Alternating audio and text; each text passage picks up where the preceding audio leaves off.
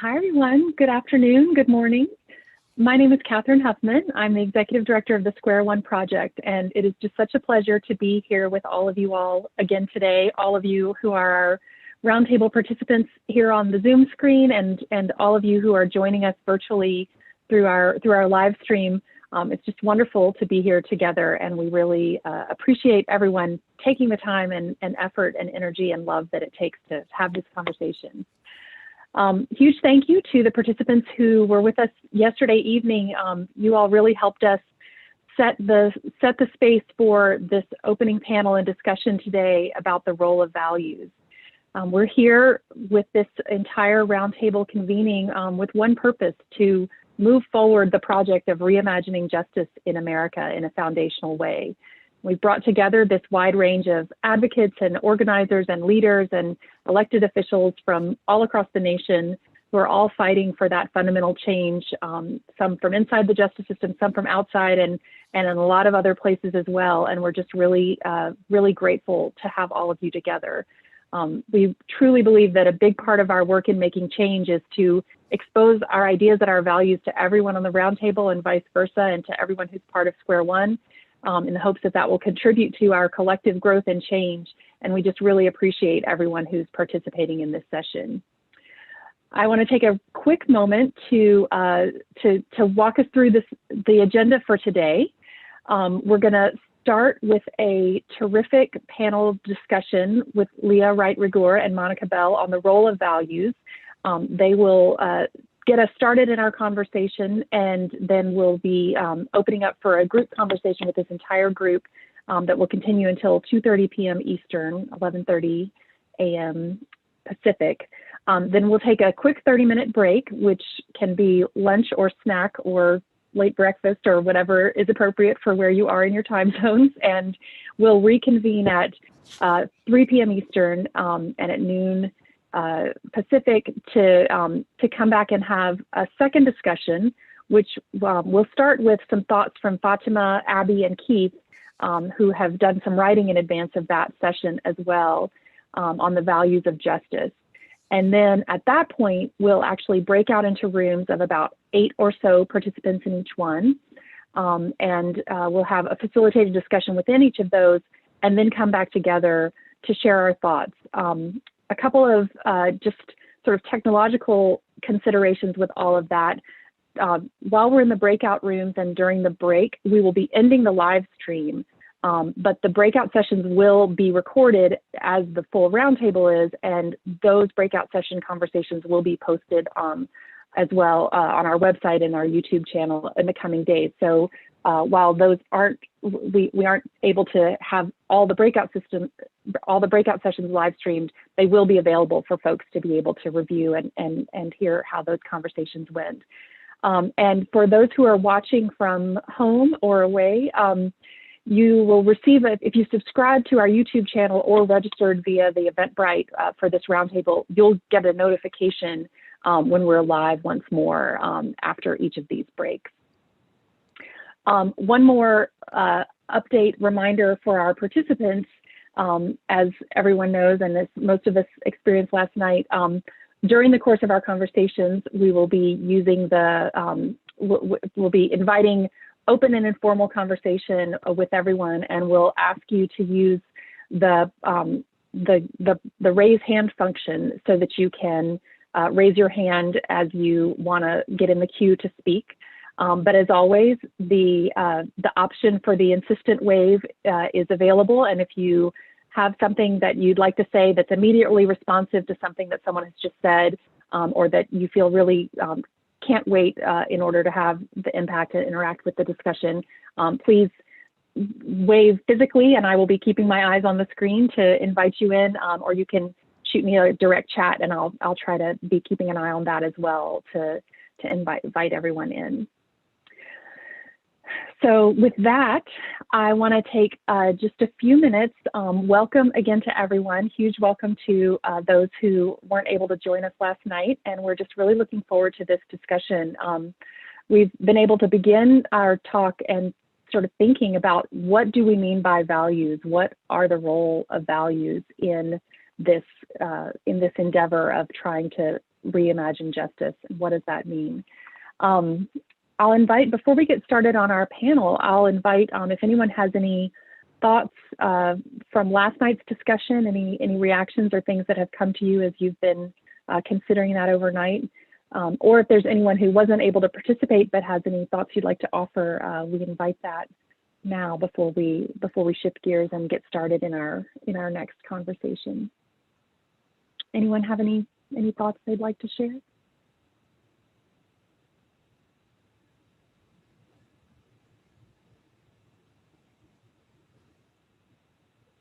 Great. Well, in that case, I think we can go ahead and get started in our conversation. Leah and Monica, if you all are ready. As we start this conversation, we wanted to really begin our time together in earnest, talking about the role of values. In recent years, there's been an increased recognition that our nation's reliance on mass incarceration to create safety and justice has not, in fact, achieved those goals of either safety or justice, and has actually often created harm to people, to communities, to systems. And because of that, we, the collective, we have begun to seek ways to increase safety and lessen harms within the system. We've been mostly in doing that focused on sort of the practical tools available and working within the political constraints of elections every few years, and the efforts that can be made within the context of the justice system itself. But what we're all realizing is that real conflicts and inconsistencies arise from this narrowly scoped focus. And while it's understandable on a practical or a political level, reacting to this narrowly defined problem with a narrowly drawn response doesn't get us to the core task of reckoning with the justice system and with the damage it's wrought, or bring us to the possibility of really foundational change. So in this session, we want to really think about what is the potential role of values in breaking out of these constraints? And is there the potential that a focus on our shared values would allow us to really make more progress and really foundationally reimagine justice and achieve safety and security and freedom for all? What kinds of values are necessary in the present to have the kind of just world that we imagine? So I want to open up this conversation with a huge thanks to Leah and to Monica for the writing that we all had the opportunity to read in advance.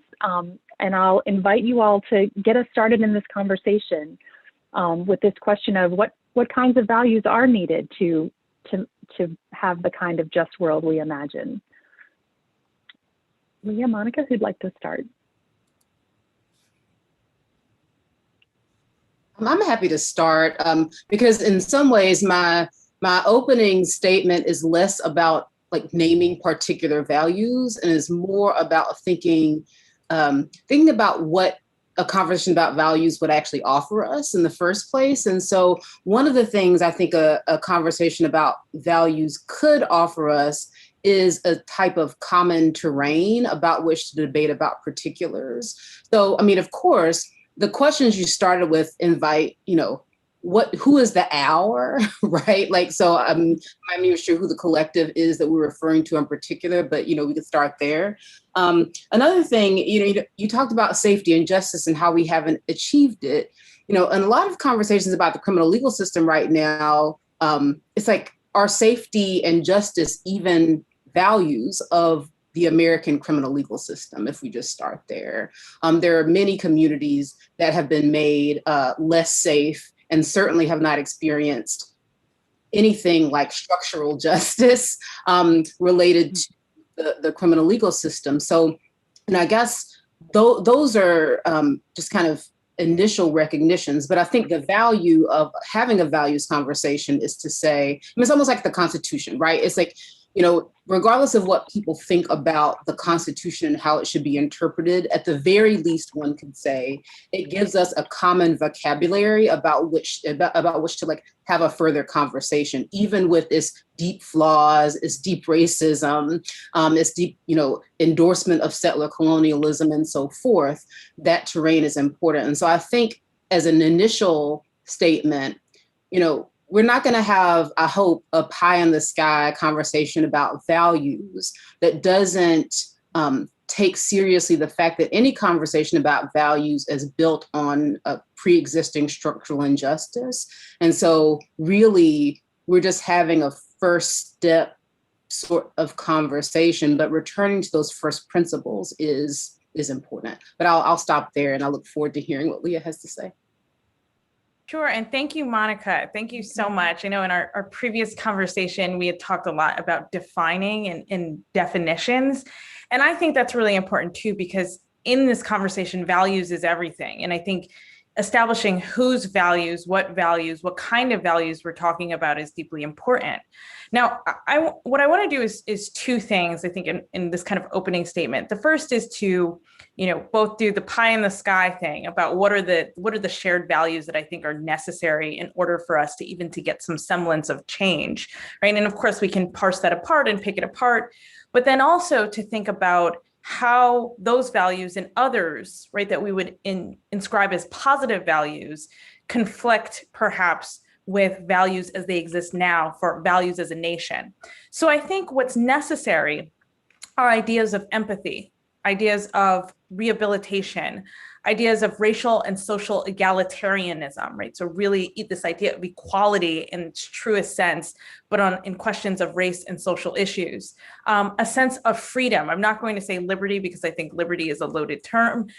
So is freedom in some respects, but freedom broadly construed. And then of course, the last one is collectivism.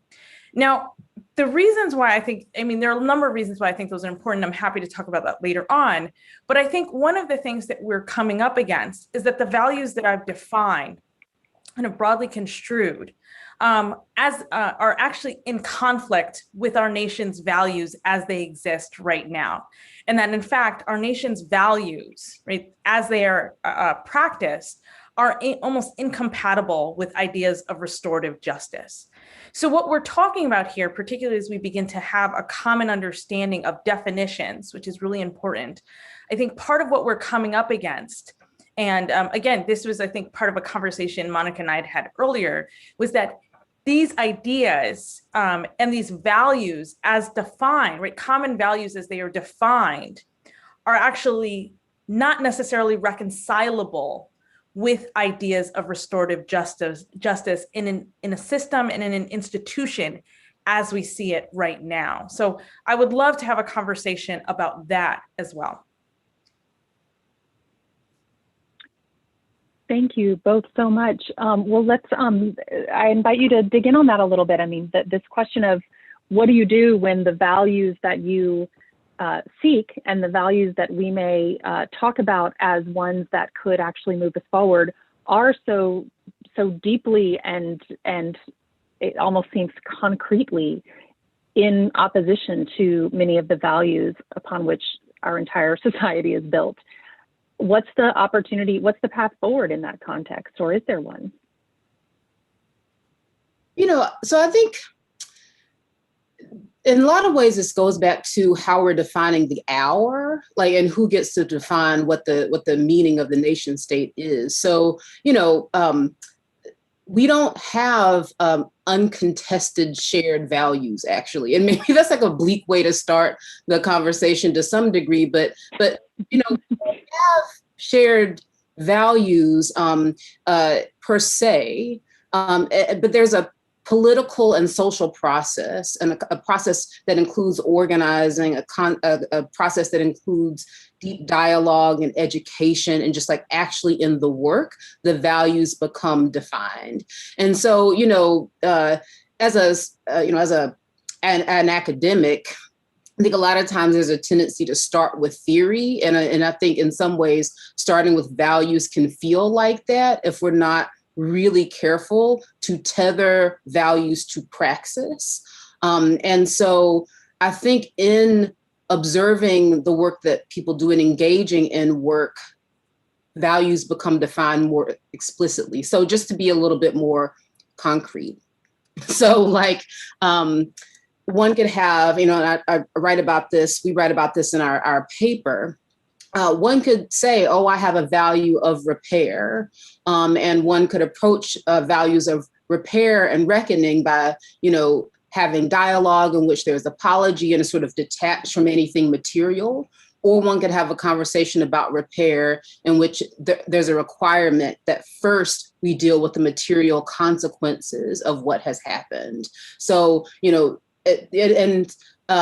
then the kind of value of repair becomes more explicit and better defined. And I think that's the type of values conversation I'm interested in engaging in, that one that's like almost inductive, to use maybe a sociological way of thinking about it, where instead of saying, okay, well, these are our values, now let's figure them out, instead say, like, let's be doing work, and then the values that we actually have become more apparent. And I think what's nice about this conversation, that there's so many people here, and of course watching, who have been engaged in tangible work, who can, help us better understand what the actual values are, if that makes sense. And so I love this idea of tangible work, and I'm going to expand on it a bit to say that I also want to think about tangible moments where it becomes apparent through which values are expressed, national values are expressed, but also mitigated values, and then the development of shared kind of values. And I actually think that there are very specific moments in America's history, particularly in recent history, just to kind of, I think, contextualize it and to point to areas where I feel most comfortable. But I think particularly in recent history where value making happens, and it can be incredibly powerful, both for negative, but also for positive. So I think about a moment like the end of the Civil War and radical Reconstruction. That is a moment of value making. But so too is the rise, the end of Reconstruction and the rise of the redemption period and the nadir of, African-American history and experience. I think of other moments, 9/11, for example, where there is a nationwide, right, connective experience. And there is an attempt for a certain kind of value building, but something else comes out of it. A different kind of value is built out of it, one that does harm. I also think about, say, the Charleston massacre in 2015. And the reason why I use the Charleston massacre is because there is something that happens in the American idea in that moment, or the American public idea, that seems radically different, but also collectively brings us together to produce something that is on the edge or the cusp of possibility, positive possibility, right? So you have Nikki Haley saying that she's going to bring down the Confederate flag from the Mississippi State House. We have, Ben Carson saying, call it what it is, racism. And it seems like there's this moment where we can go in a particular direction to do less harm as a nation, as one of our shared values. And that moment is upended, I think, with the influx of the presidential election and the rise in part of Donald Trump, right? It's a moment, it's a lost moment. And which brings me to, I think, my last moment of value building, which is the moment that we are in right now, right? The death of George Floyd, right? The murder of George Floyd, the death of Breonna Taylor, I think, as well, but more so as part and parcel of this kind of George Floyd moment. But then also couple that with the Capitol riots and insurrections that happened on January 6, 2021. And I think when you take those things together, it really feels like we are in a moment of possibility and value building, positive possibility and value building for our shared values as a nation. So I think, to Monica's point, in terms of doing the work, right, we have to couple it with these moments of practice with also events where it feels like as a nation, we are collectively going through these moments and redefining what our values are and what they mean. That's a really powerful concept. And, just as a follow-up question to that for both of you, Leah, you just described some of these value-making moments, and then described in each of those how the potential wasn't realized. And instead there was a turn that went, certainly not sufficiently forward and possibly even backwards. we're in this moment. We all feel that potential for forward motion or for backward motion. Are there lessons we can learn from history? Are there lessons we can learn from the practice of people who are working now, all of us on the screen and otherwise, that can help us turn this value-making moment that we're in towards the creation of those new values and towards the positive, as opposed to adding it to the list that in 10 years from now we'll be saying that was another missed moment where we didn't make a change. Monica, you want to tackle this one first? No, okay. So I think there's a lot.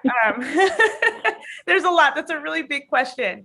But there are a couple of things, I think, as starting points, which is that I'm largely focused on kind of national moments.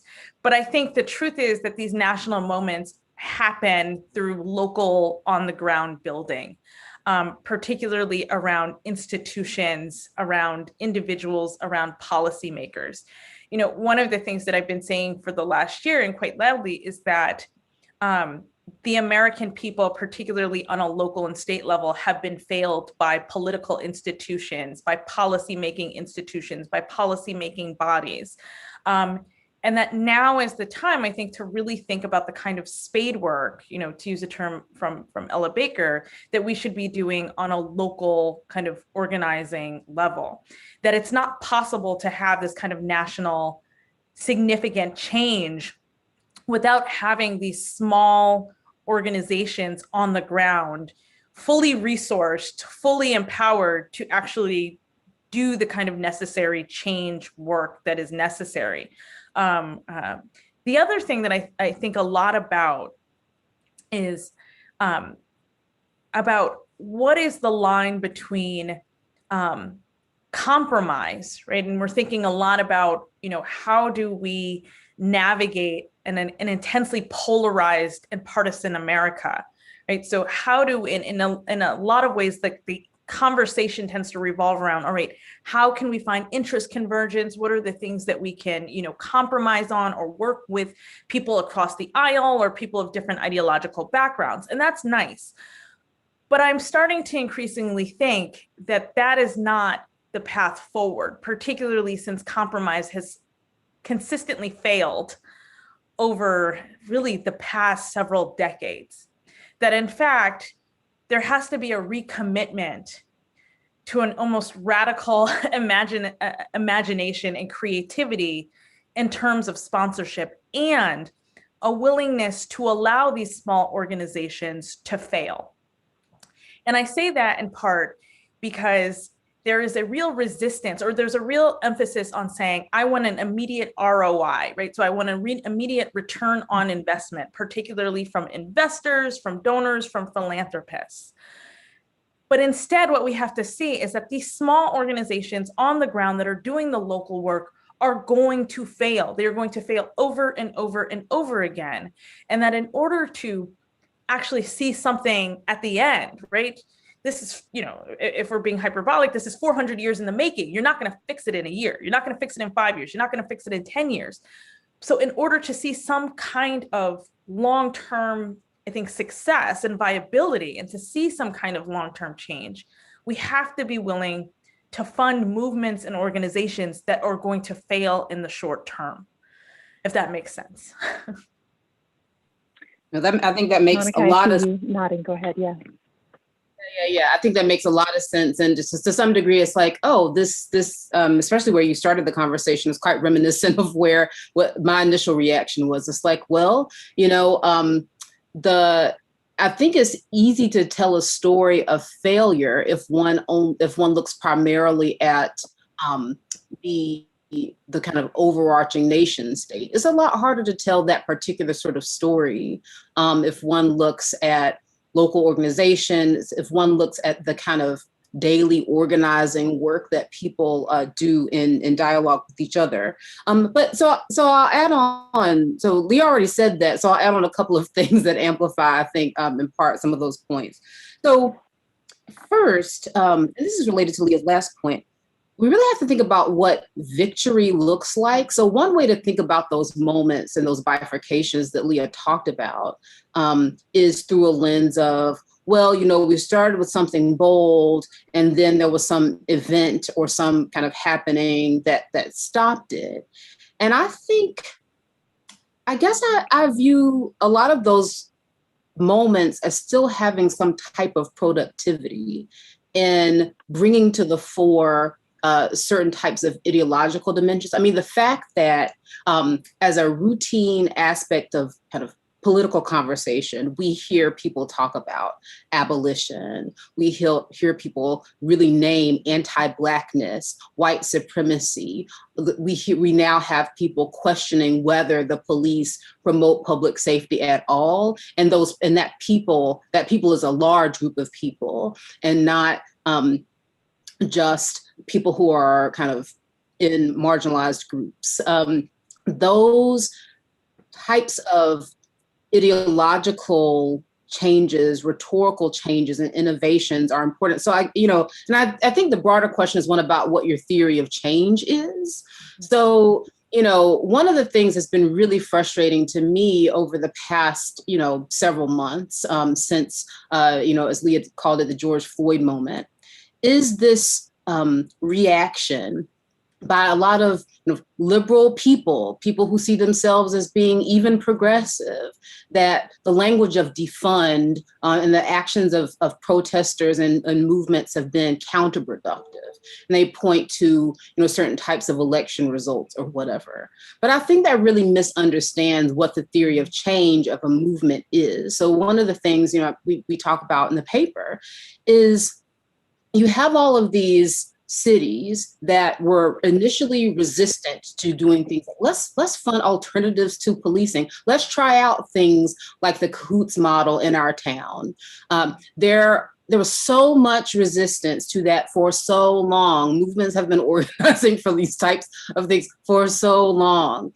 And then when it became, not only that, but you also need to defund the police, it's like, well, maybe we won't quite go all the way there, but maybe we will finally start investing in these alternatives, investing in communities, investing in community organizations, in certain aspects of the welfare state. So one could say, that is, a weakness and a co-optation, but I guess I can't help but think that's the type of incremental victory that's going somewhere.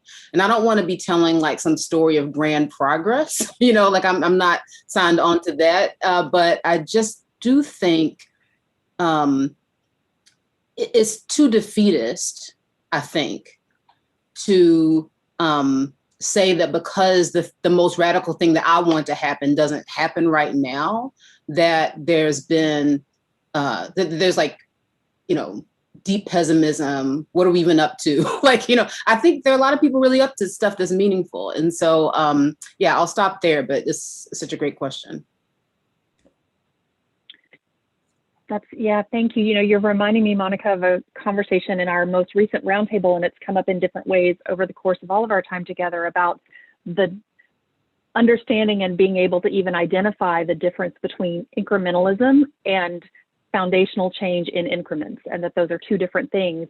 But it's often hard to know the difference and to see where that's going. So just a couple of more questions for the two of you, and then we'll start opening up for our conversation here with everyone. So one is just to circle back to, with everything that we just heard and that you all just said, so where does that land us on values and the role of values in these conversations? Is our values part of the toolkit that we can use in building this type of consensus? What does that look like? Well, I'll just stop there and invite you all to respond to that, and then we'll start opening up to others as well. Go ahead. So I'll start off, and I'll just, I think, briefly say that certainly values are important, but I think it's more so in the idea of value making and shared positive value making, right? And perhaps I'm really struggling to articulate this the way that I see values. But I think one of the things that we can talk about is how we as a nation begin to see values change or shift or attitudes change. And I'll use the example of, I think, empathy, right? And I said, though, as in terms of what I see as a value, as a positive value that we should be aspiring to and working towards, empathy is one of those things. I think in terms of criminal justice in the carceral state, one of the things that has been absent for so long has been this idea of empathy. But it was a concept that as a country and as a nation is both a difficult concept for people to grasp around the carceral state and around criminality or what have you and restorative justice, but it is one that is shifting over time, particularly through the actions of people on the ground who are doing the scholarship, the academics, but the practice and the praxis of restorative justice.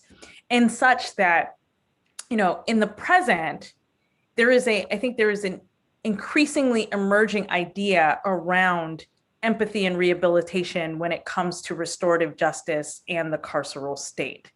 So I want us to think a lot about how those things happen and then how those values can be useful. I also really have to say that I was really interested in this idea of both harm reduction as a concrete and part of restorative justice. I've been thinking a lot about the reparations conversation, and we're seeing right now that we may actually get a commission on the study of reparations, which is huge, right? That's been a 40-year conversation, 50-year conversation in the making. But I'm also seeing it come out in different spaces. So for example, in conversations around the emerging cannabis industry, right? The parallel conversation has been around what does restorative justice and reducing harm, particularly retroactive harm that was done, what does that look like? So what are social equity policies that have to be put in, racial equity policies that have to be put in place into this emerging cannabis industry and institution in order for us to move forward, right? That's a conversation that's happening in the private sphere, and it's a conversation that is happening in the public sphere at the federal level, at the state level, and of course at the local level. So I want us to think about what are the abstract values that emerge during kind of these event-making, value-making moments, but also what are the concrete values that we can use, right, as we are doing this work on the ground as well. Yeah, that's really great. That's really great. So, I think as I started, I think the primary the primary contribution of values debate in this sort of conversation is to offer a common terrain to debate about. And so I want to be a little bit more precise what I mean, just a few examples. So one of the things that's been really interesting and inspiring over the past several years in movement work is a kind of rejection of the word equality for having conversations about equity, about justice, about liberation. And I think by choosing those types of words instead of the word equality, one gets particular sorts of cash out. So of course, a conversation about equality versus equity invites us to think about the past, invites us to think about where we started and not just have a presentist view. So and that helps us to think about reparations. I actually think part of the reason that the political work of reparations has become seeming more possible in the way that Leah articulated is because our way of thinking about what equality has shifted to be more attentive to the past. Similarly, more people are thinking about not racial inequality, but racial injustice right now because the word injustice sounds in a moral debate. What type of world are we saying we want? What are our commitments? And not just what, like, in what ways is one group disparate from another, which is of course very important, but is not, it doesn't embed within it a sense of the good. Similarly, and this is something I've written about, and it might be a bit controversial to some degree in this space, but there has been a lot of focus over the past a couple of decades or so on notions of trust with relation to the criminal legal system. So how do we build trust between communities that are marginalized and the various actors within the criminal legal system? And I think, if one has that value, then it drives the conversation in what I would say is a sort of somewhat limited way, not to ask, should marginalized communities be trusting the police? What are the police and what is the criminal legal system doing that is not just delegitimating, but is in fact oppressive and exclusionary? And so I think having these words that and debating about what the values are at a initial, gives us a terrain on which to have conversations like that. Another one I just want to highlight quickly, well, I guess there are a couple more, and I'll try to be brief though. So I mentioned earlier, liberation versus equality. If one is concerned about equality, one might be very concerned about, kind of traditional residential segregation, how scattered are people of color across neighborhoods. But if one is concerned about liberation, you might be less concerned about the scatteredness and more concerned about residential choice, freedom. Do people get to live where they want to, and do people get to move about where they like to? And then, also we've been talking much more, I think in criminal legal system conversations, not about punishment, but about accountability. People want accountability and people want safety, but discussing in detail what those things mean, we get to have that conversation if we say, okay, well, accountability is a value. It's not just punishment as the value. So, I'll stop there, but that's, I hope, somewhat granular in getting us kicked off. That is great. Thank you both so much. We just heard those examples of values as a process and what that looks like, values as a meeting ground and a common ground for conversation. Let's open it up to our group. As I said, please feel free to use your little raise hand button, and we have a raised hand already with Gabe Salguero. Gabe? First, thank you. Both presenters were quite informative and quite insightful. So as we say in my neighborhood, muchas gracias, hermanas. Many thanks. I think I have several, or just one question about values. Maybe it's two parts of that question, which is where are values formed in the national conversation and topography? From whence, right? Who are the value formers, and how do these value formers share those values across cultures, across geographic regions? And so from whence do these values, right? Who are the formers, right? Or as Lin-Manuel Miranda, who's in the room, right? When those values get decided on. The second thing I think Dr. Bell was talking about in the last part of her presentation was Bob Putnam, the sociologist, talks about and to some degree, the kind of more conservative thinker Yuval Levin has talked about the distrust in institutions, right? Because those institutions, one thing is people are losing trust in institutions is one way to say it. I'd like to say is institutions are acting in ways that make us lose trust, is a better way to say it in my reading is.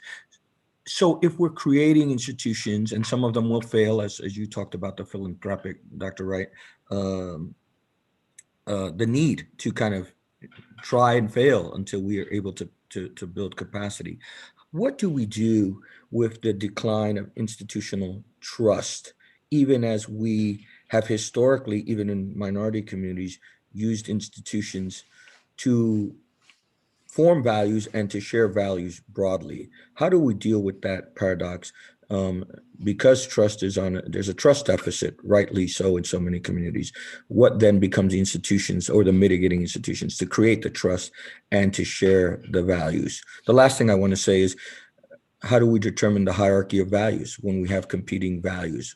St. Augustine would say, how do we determine which is the highest good, and who is the arbiter of those things? Thank you, Gabe, so much. We're going to be opening up for a full conversation. Anyone is welcome to jump in and respond to these questions that are being posed and share your own thoughts.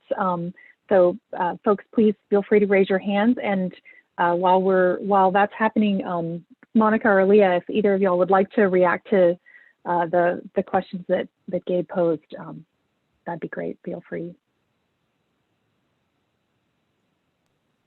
Sure, I'm happy. All of it, but Monica, please go. Okay, so I won't go. So on the first question about who's in the room, I mean, I think one of the really fundamental problems of the American nation state is who has been in the room when policy values are being determined has been quite limited. Of course, I mean, I guess as a constitutional law professor, I suppose I feel some obligation to think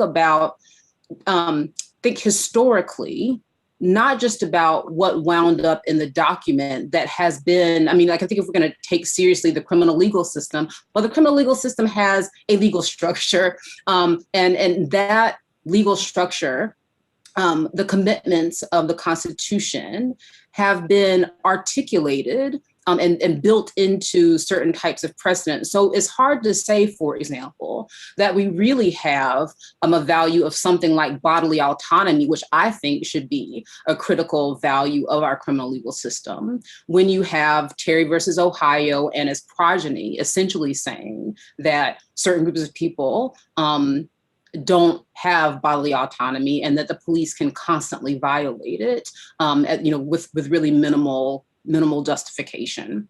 So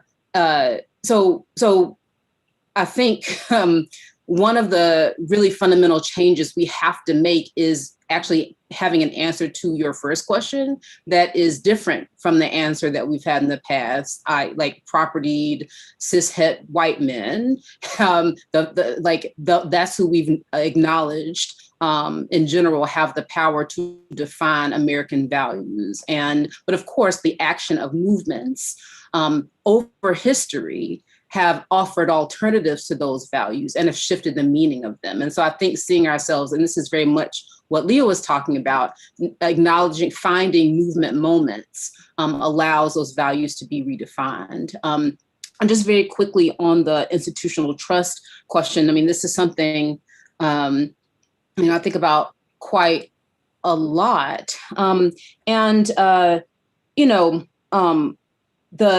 decline of, well, I don't know that we've had a decline of trust. I think we've just had actually, we have people seeing that institutions haven't behaved in a trustworthy manner, and actually acknowledging that. I suppose this values conversation, and maybe it ties to a conversation about the hierarchy of values. I don't know that trust in institutions should be at the top of our hierarchy of values, given the history of the institutions. And so if we had a hierarchy of values that were rooted differently, like liberation, justice, other sorts of values, and if we saw those as being prime to this kind of order keeping value, like I view trust in institutions as a value about order maintenance, So I mean, we have, of course, these are all debatable. Like, what are the fundamentals? I think is a conversation that, we should be having all around this nation in terms of figuring out the hierarchy of values and then reconstructing institutions that are attentive to those values.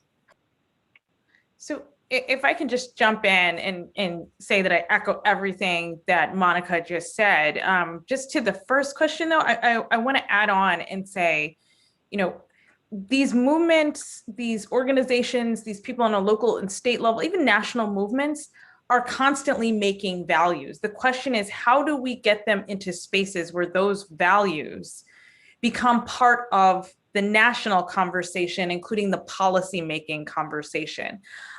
What's interesting, though, is that I think, you know, and there's an imbalance, certainly an imbalance there, a power dynamic there, but we have seen moments where those values from, say, grassroots or from, you know, from movement politics have influenced institutions for the better.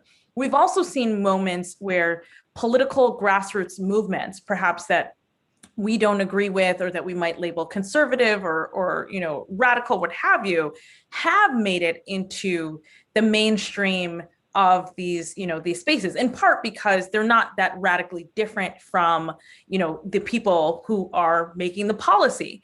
But in some cases, they are radically different. And so I actually think it is useful for us as part of this conversation around value making and how we move values into spaces that we want them to be, to actually study these organizations, these movements, these people in the grassroots, left, right, center, wherever, who have actually successfully moved these things, right? So as we're talking about, for example, you know, and I'll use the example of the Tea Party movement, right, which is largely an older white male, right, 55 conservative movement, but is also largely propelled by white women in, you know, their mid 30s to mid 50s, and is funded by, you know, conservative philanthropists, but actually has a grassroots component. One of the things that we see is that the Tea Party movement actually manages to translate itself into a policy movement that influences the direction of at least a third of people in this country.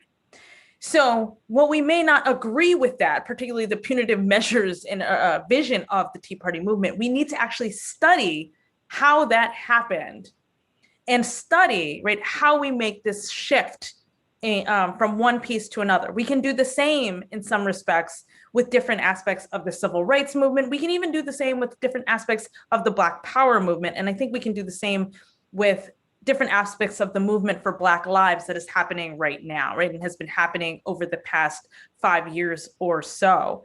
The other thing that I want to just highlight is that we do have to reckon, to the second question, we have to reckon with this idea that different movement groups have, and movement organizations and movements more generally have, with the concept of the illegitimacy of the state and what that concept means for the kind of ideas and values these groups produce. Now, what's interesting is that, again, illegitimacy of the state is something that movements on the left, right, center, all over the place hold. But the reasons for that, for their definition of illegitimacy, is very different. So the movement for Black lives views the state as illegitimate because it is killing Black people, right? It is unjust. The Tea Party movement views the state as illegitimate, in part because the state is providing resources to people across all racial groups, right? In part because we had a Black president, and a Black president is illegitimate in the eyes of the Tea Party movement. So I think we have to understand these different moments and why these institutions view, why these organizations view institutions as illegitimate. And from there, we can make a decision around the hierarchy of values. So if we say, right, that a third of the American people think that the state is illegitimate because Barack Obama was president, that's not somewhere that should be on our hierarchy of values, right? Like we shouldn't be valuing that. We might value kind of the underlying reasons to understand better why these people are doing it. But that's very different from saying the state is killing Black people. Thank you, Leah. Thank you both so much for that, and Gabe for that prompting question. So we'll move on to hands that are raised. Nicole, we'll hand over to you, and then Marcia, you will be next. Not sure if it's too early to Nicole? have a more critical take on all of this, but right now Chicago is top of mind. It's my hometown, but also a research site that I've interrogated for over a decade, studying prosecutors, police officers, political landscape. And in 2020, the mayor had budgeted The city budgeted $1.8 billion for the Chicago Police Department, but they also set aside $153 million that was line itemed, that was earmarked for police misconduct. And in some ways granted a blank check to police officers so they can continue failing in ways that kill, that traumatize Black and brown communities. And so when we talk about these values, I mean, there is part of us that we have to kind of get real. Baldwin, says, I can't believe what you say because I see what you do. Reuben Miller's recent book, Halfway Home, is a painful look at this false promise, this lie of reentry. We've got 45,000 laws and policies and administrative sanctions in the US that target people with criminal records. And yet we say they're supposed to come home, and that there is such a thing as rehabilitation and reentry. And yet 45,000 laws tell us otherwise, where the punishment transcends the people charged and extends to entire families, communities, Black mothers, brown mothers.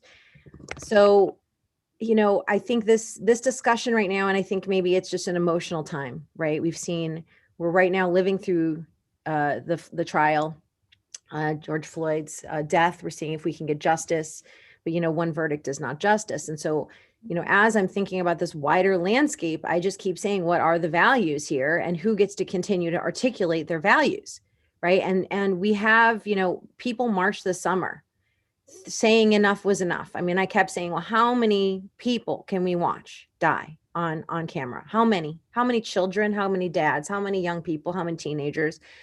And finally, George Floyd seemed to be a tipping point where people were marching in the streets saying, this does not reflect our values. But I will say right now, we have not done one thing differently to change the conditions upon which George Floyd could be so flagrantly killed in public, on camera, with a nation and maybe the world expressing their total discontent with the state of policing, and yet they have not done anything to reform. And so I want to just throw that out here, which is, this is a highly conceptual discussion about values, but I think there is this gap between the values that a larger portion of America are expressing, and then the stronghold that institutional actors continue to engage in and resist reform. And yet, I struggle with this idea of values, because it seems, $153 million for legal settlements, that to me is an expression of our values, which is we have an enormous, we are willing to pay to allow Black and brown people to die. And if that is an American value, historically, maybe that is. And I think we need to really be honest with that as well, right? That we're talking about these higher order values, but yet we continue to affirm these very violent values. And, I struggle. I'm struggling today, as I was. Dr. Bell was on a panel with me last summer, and I struggled then. And I'm curious for the answers from the group. I'll just jump in here too and say, I think in part that's in my opening statement when I said that in some ways, I think some of the positive values that we imagine ourselves to be in search of or support may in fact be irreconcilable with our nation's American values as expressed through our nation's actions.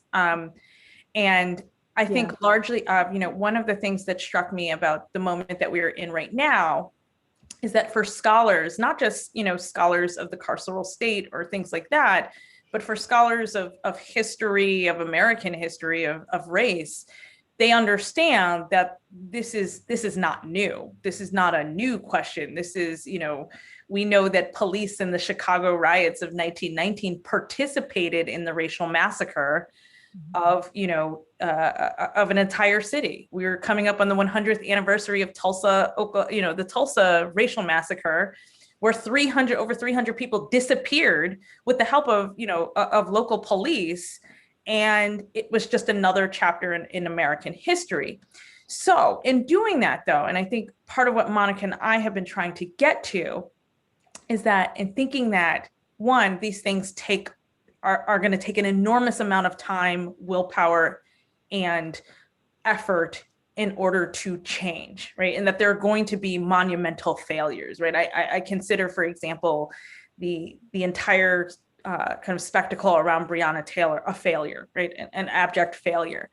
But that also, too, we have to have a conversation about what are the new kinds of values that we are wanting to make, and how do we override or disintegrate, right, the old values, right? Like, how do we move past a moment where the Chicago Police Department is, as a matter of business, right, a line item saying we're going to set aside over $100 million for, you know, police misconduct, police brutality, right? And that this is just business as usual. And I'm sure if you talk to, you know, the mayor of Chicago, she would say, I'm not doing this because I believe in it. I'm doing it because it's just going to happen, and we know it's going to happen. So how do we move beyond that? That's a question I think that is worth thinking about. How do we remove, replace, destroy, whatever you want to call it, the old value systems that are deeply ingrained in society, that also in part people don't want to change because they don't want to change this, right? But also that people are much happier and much more at ease doing superficial, surface level, forward-facing things that give the appearance of change without actually having to do the hard excavation work of change. Thank you, Leah. I'll remind everyone, definitely raise your hand. We are asking Leah and Monica to take a laboring oar here, and want everyone to jump into the conversation. Marcia, you're up next. Well, good morning or good afternoon to wherever you're at. I'm gonna just first here burn a little bit of sage on behalf of Adam Toledo and all of our peoples who have been killed in you know, years, but in particular for this young man, 13-year-old young boy. Today, in today's discussion about values, it's so apropos because we're just doing a retreat with our judge and a committee that's called the Juvenile Justice Gender Responsive Task Force. And values is high up on the list as we come up with a new mission statement.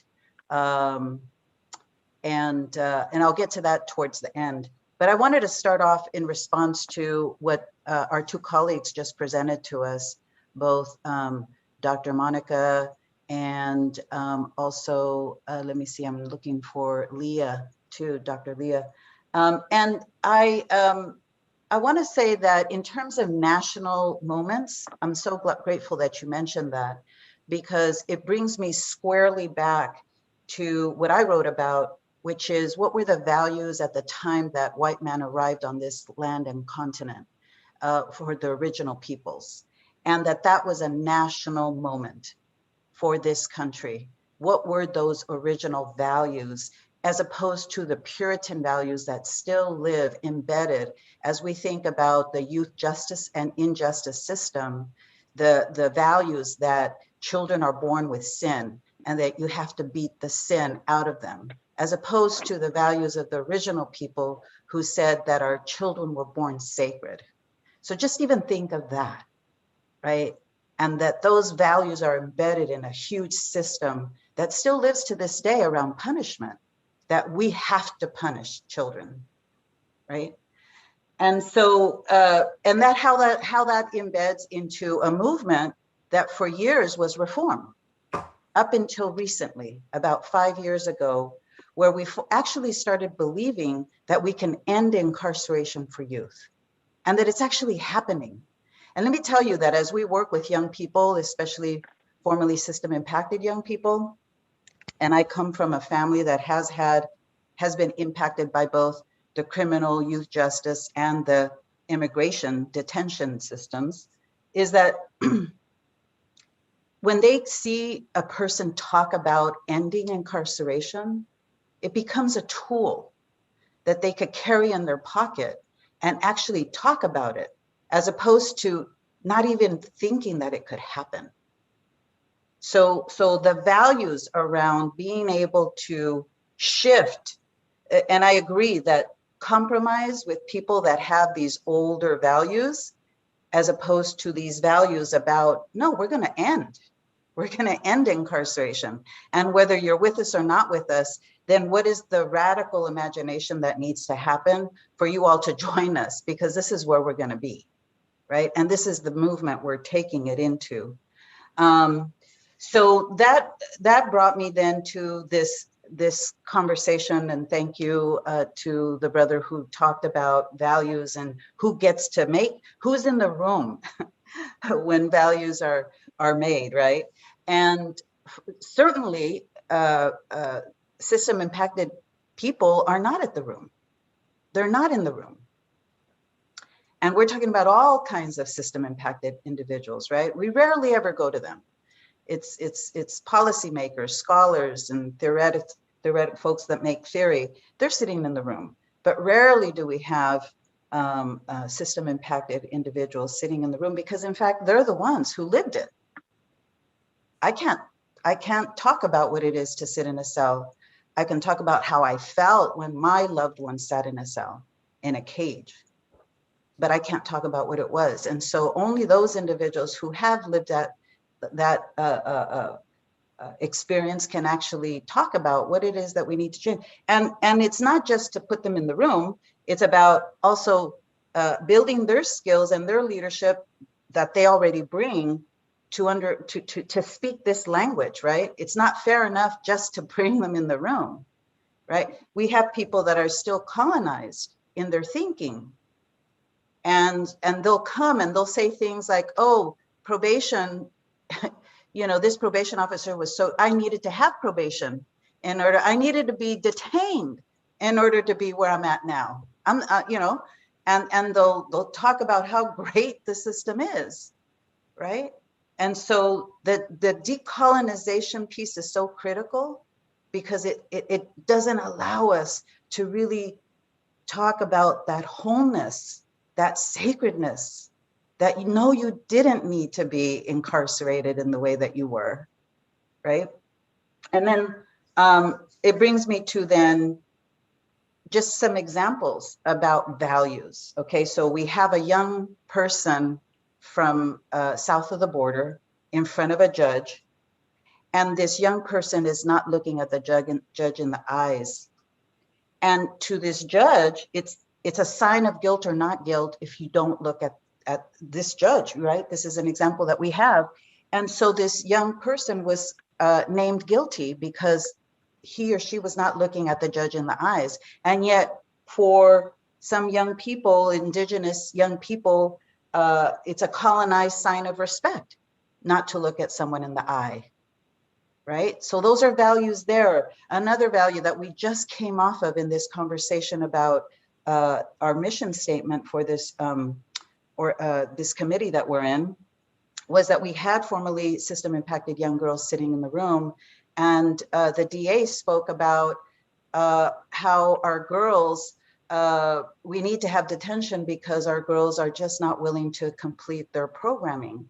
And yet the girls sitting in the room said, well, wait a minute, if you're talking about self-determination and that our self-determination is based on completing these programs, what about the fact that I know, and I'm exerting my self-determination by telling you that I'm done with this program, that this program is just not fitting for me, right? And that I want to get out of this detention facility. And so the definitions of values are so important. And who are we asking are those that, who gets to define these values? From what perspective are they coming from? So last, we have then is that the history of lack of trust.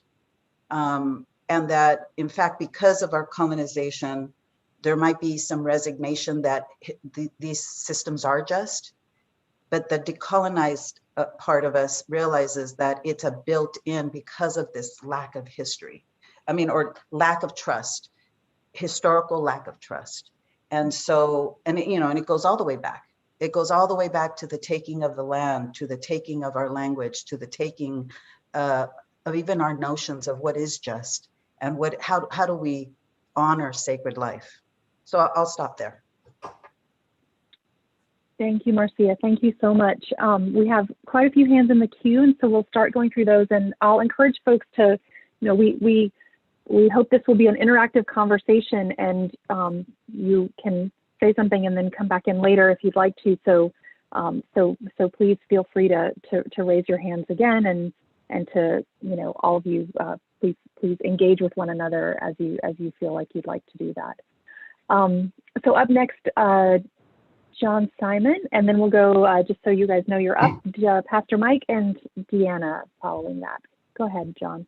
So I'll be brief because my thoughts are still very inchoate, but the discussion thus far has really helped me crystallize some of my anxieties about values as a frame. I think a lot of us rebel against a model we learned in college or university of sort of, you start with philosophical principles and then you deduce like a perfect justice system or a perfect society. And a lot of us mistrust that model for good reason.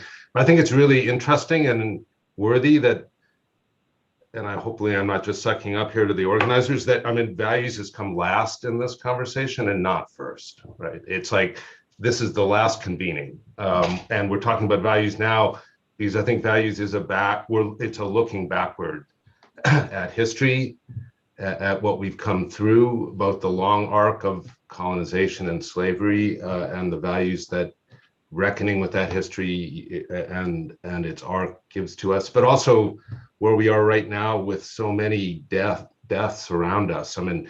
We're living through a moment of huge, tragic, unjust deaths. And those are moments when values come to the fore because we're looking at lives past, lives lost. And there's a real reckoning to be had here that I think does call for a revaluation of values.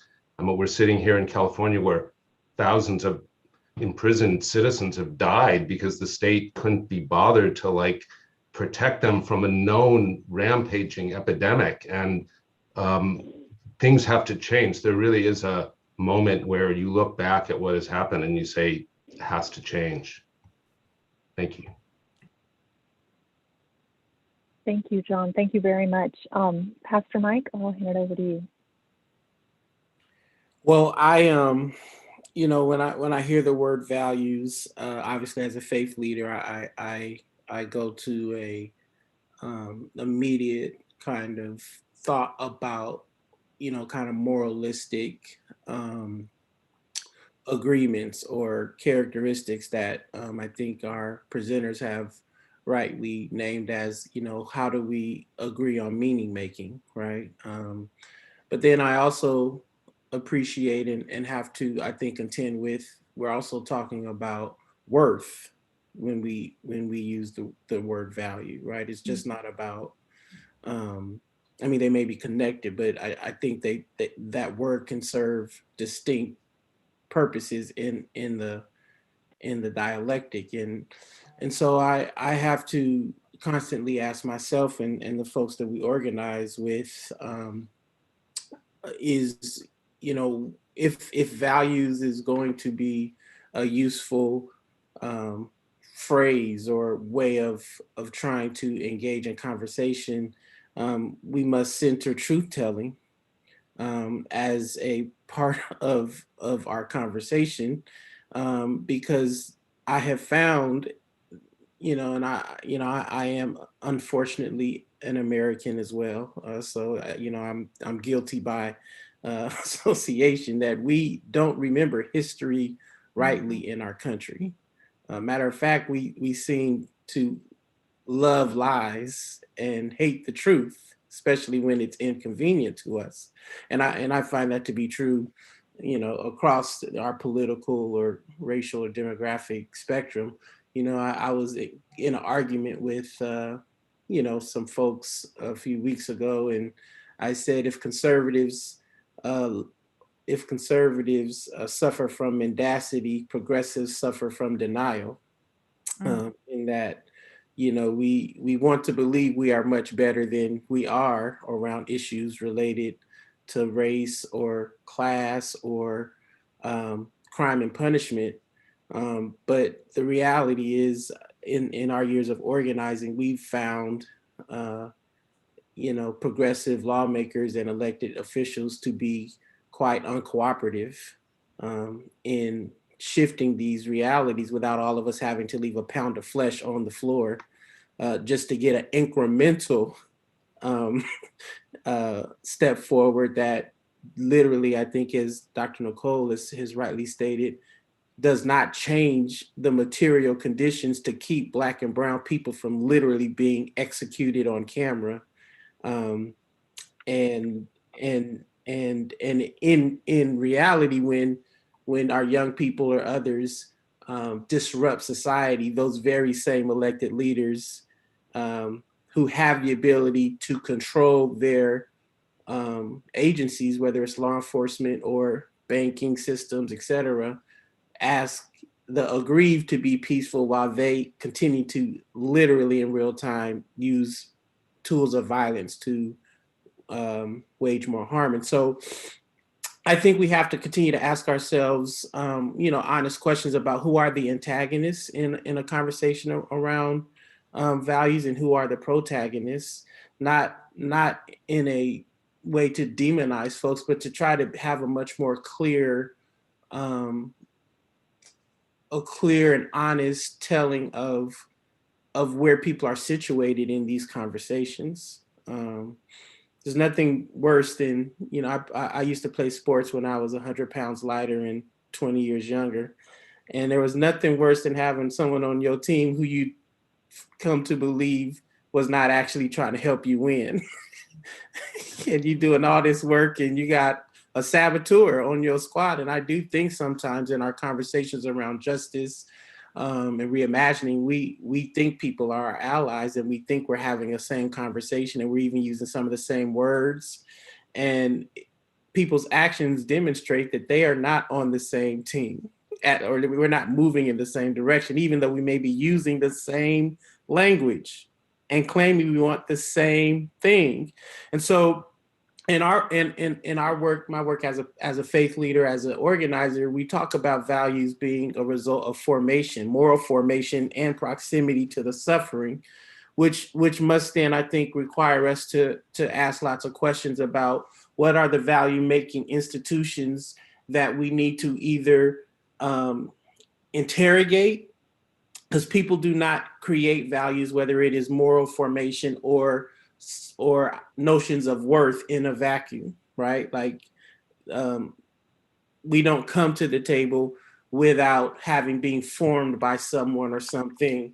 And so what then are those institutions that we then must interrogate along the way? And what are the spaces we are putting these value-making institutions or conversations in a public, hopefully nonviolent debate about how we come to this conversation about values? It seems to me that the only time we really have conversations as a country is during election seasons and cycles. And usually those conversations are so, what's the word I'm looking for? So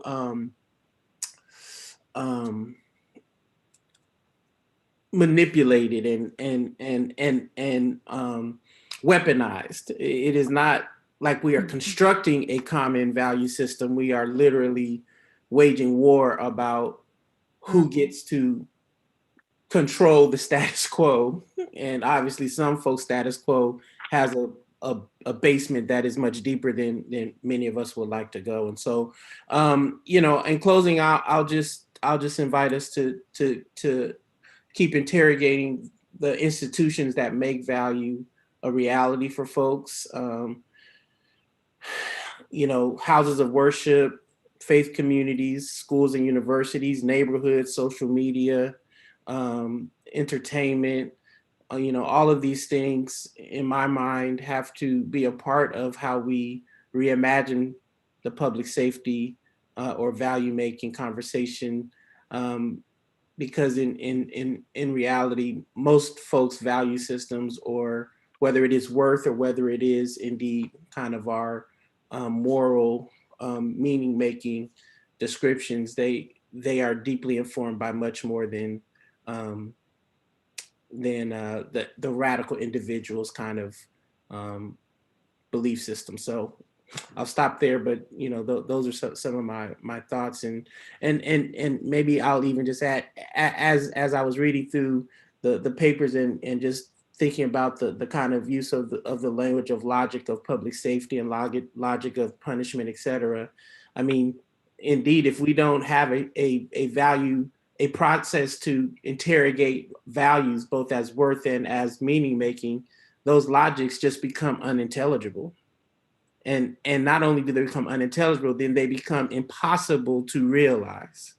And then we have conversations without action, which lead to a really diabolical cycle of death and destruction that continues to, as it has hundreds of years, position the most vulnerable among us as the fodder for our failed attempt to be able to actually move beyond just the rhetorical. So I'll stop there. I feel like I'm a long-winded Black preacher this morning. No, not at all. Thank you, Pastor Mike. Thank you so much. I'm hearing these themes of, the ways in which there's such a disconnect between the words we say and the actions that we take. But then also hearing these moments where, like, when values are in action, when they are the process, when they are the local experience, when they are, taking on a verb form instead of an abstract noun form, that there may be some possibility for common understanding there, and maybe also accountability. So inviting others to continue to raise your hand. Deanna is up next, and Bruce will come after Deanna. Deanna, over to you. Guys. I feel like I'm sitting here and my head is just spinning, right? And it's spinning because I think in this country, we continue to have conversations that overanalyze everything. Like we have to be in a lab and we have to have the perfect formula to get the perfect solution. And when we're talking about values and how, when you talk about policy values, my first question is, whose values? The policy makers or the people writing the laws? But I also, I want to say, this last summer, what I realized across this country, we know rallies, marches, riots, unrest are the screams and cries of the unheard.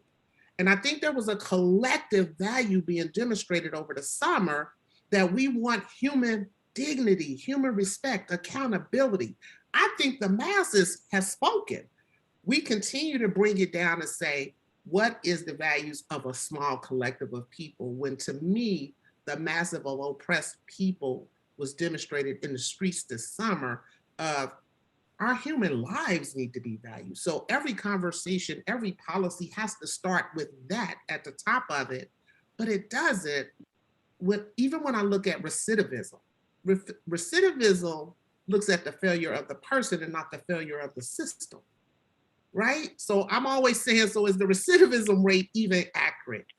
When we talk about reform, that means we want to tinker with something that's broken instead of being bold enough to say, let's dismantle it. So even in how our language of how we as progressive people talk and address things, even in these rooms, formerly incarcerated is in a room, but the balance is always off-weighted, right? The most oppressed is not outweighing the scholars and other people. We're an addition to.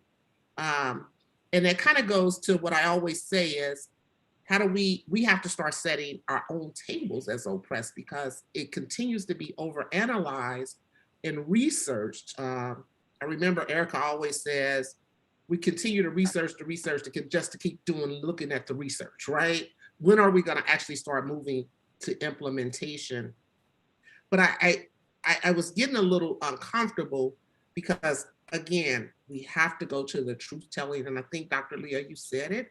We keep getting these superficial policies or things that we think are changing our lives, only to have it continue to keep happening. And then we're in the streets again for 20 years, instead of having the courage to address it. And I'm going to use a direct example. I think it's an insult that a response to the George Floyd murder is laws that says you can't chokehold someone. Well, one, he didn't die from a chokehold. But two, you didn't go far enough to say, but if you happen to kill somebody from a chokehold, you still have qualified immunity. to move on. Instead of saying, let's abolish qualified immunity, that if you violate someone's civil rights, you will be held accountable. And it's just those type of things that I'm starting to even see come out of this in police departments across the country, saying you can't chokehold someone on the back of a law that's even called George Floyd. So are we really even, again, I go back to my values, what I said yesterday personally, is being courageous enough to really dig to the root cause of white supremacy upon which this system stands on. We don't call it what it is. We just actually keep moving. And that was just my thoughts. So they're all over the place. But I think centering the values of what the masses of people have already said, and what we're continuing to see displayed, right? Their call for action of valuing the human lives of Black and brown bodies. And even after George Floyd, we're still continuing to see it occur. So what is really happening? And accountability is very minimal still. That's all I have. Thank you, Deanna. Thank you so much. Bruce, over to you. Oh, Donna says, I don't know how to raise my hand. So the reaction button at the bottom of the screen.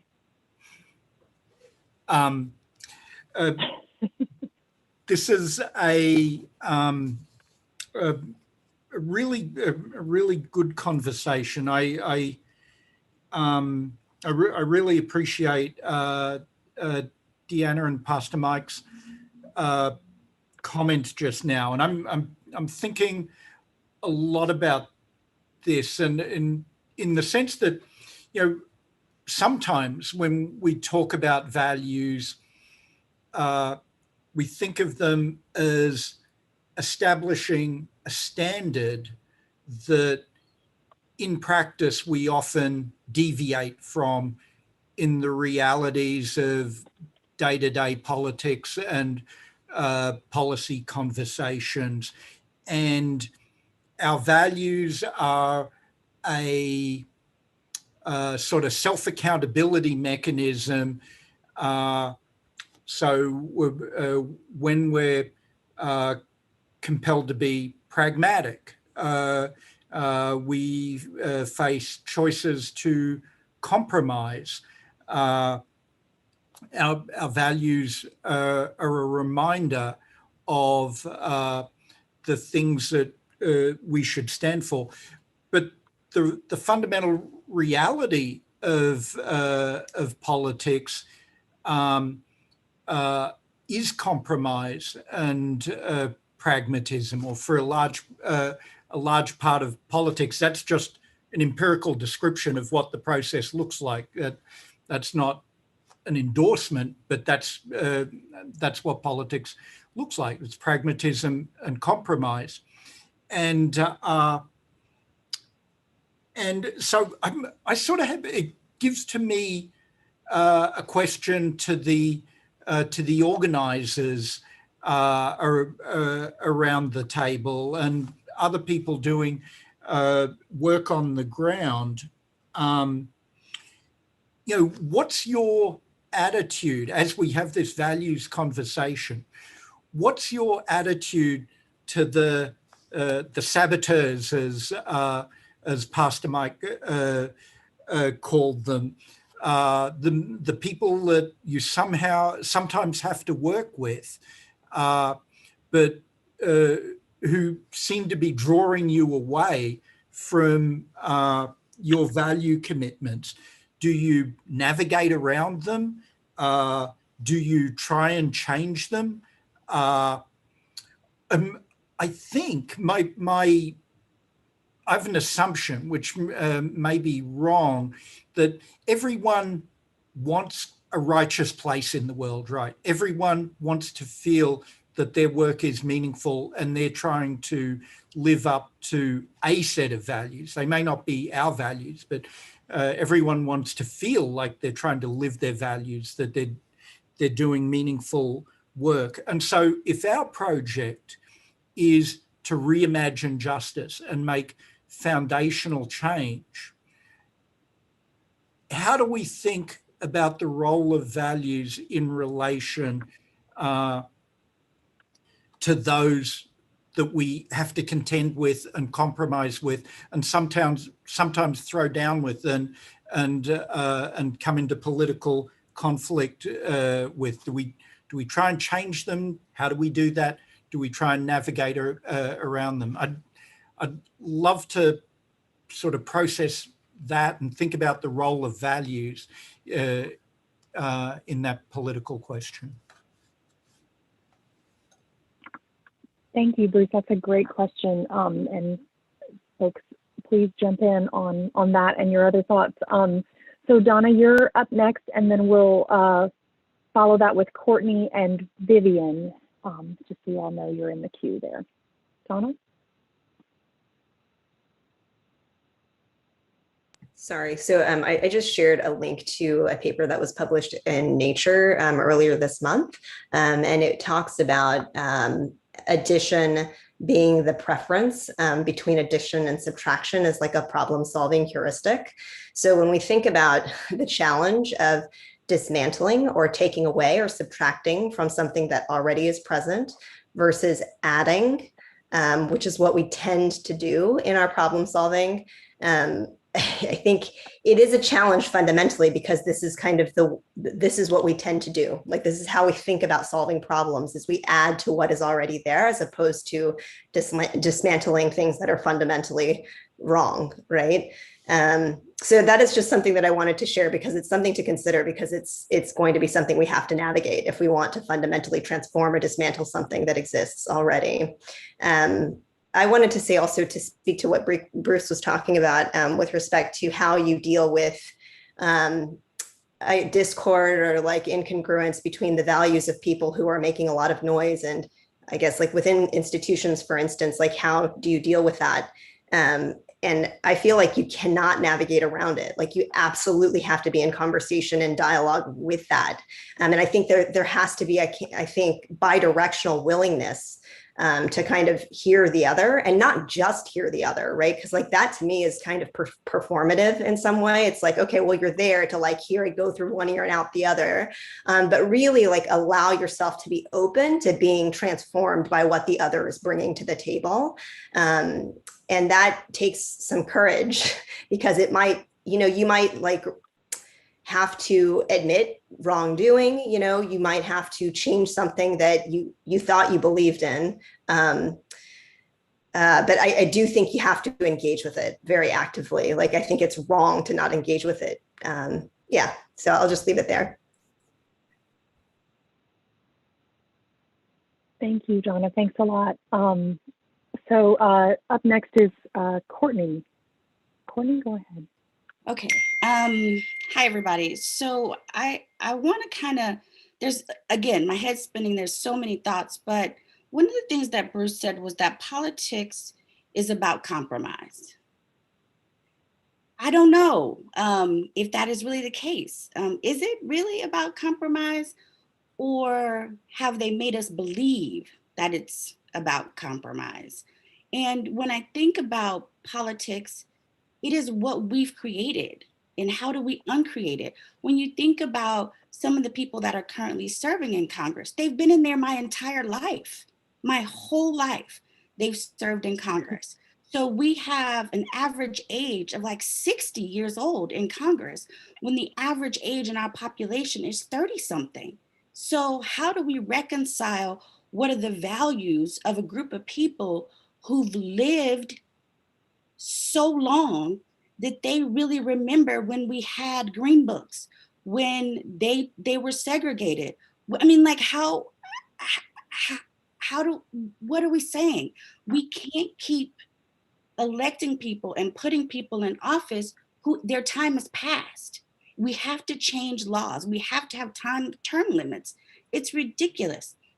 We have to go back to that document that we hold so dear, our Constitution, and we have to amend it. We can't keep talking about our justice system and not undo what the 13th Amendment says. Because those are the kinds of policies that hold us in place. And so when I think of compromise, I just get frustrated. I mean, yes, I'm a scholar and I do a lot of thinking and all that, but I'm also an organizer. And as someone who is trying to actively disrupt race and schooling and incarceration, there is no compromise. Kids should not be in cages. So at what point do we say, no, enough is enough? This little incremental, step by step by step, it's not enough anymore. Yes, we've had progress. No, I don't think I'm going to go outside right now and get lynched. So yes, there's been progress, but it hasn't been enough and it hasn't come fast enough. So when we talk about values, we can't wait for people who don't get it, who will not get it, to come to the table. I think Deanna said it best when she said, we got to create our tables. We have to be the people who are making this change happen. And so the notion that Leah put across about compromise is not the path forward, I think we have to keep saying that to ourselves, that reform isn't an option, that change is the only option, that to have a path forward, we can't just think about metrics and, all the things that make small organizations appear as if they're failing, when really the metrics weren't for us anyway. So it's like all of these many tools that we've created, well, not that I've created or you guys have created, but other people have created to suggest that this is how the system should work, when really it just boils down to, I think I said it yesterday, humanity. Like, we, Black and brown people, are never seen as people. So can we start right there? And then can we stop compromising? Like, that to me is where we gotta go. You guys got me heated this morning. I'm not usually this riled up, but I'm just like, let's stop with the compromise. Let's just take compromise off the table. Okay, I'm gonna stop. Courtney. Go ahead, Miss Vivian, because I know you're gonna bring us back and have something divine to say. Well, Courtney, thank you so much. I'm gonna give, I'm sorry, Leah had an insistent wave via direct message, Vivian, if that's okay, to let her jump in real quick, and then we'll go over to you. Leah, do you have a quick?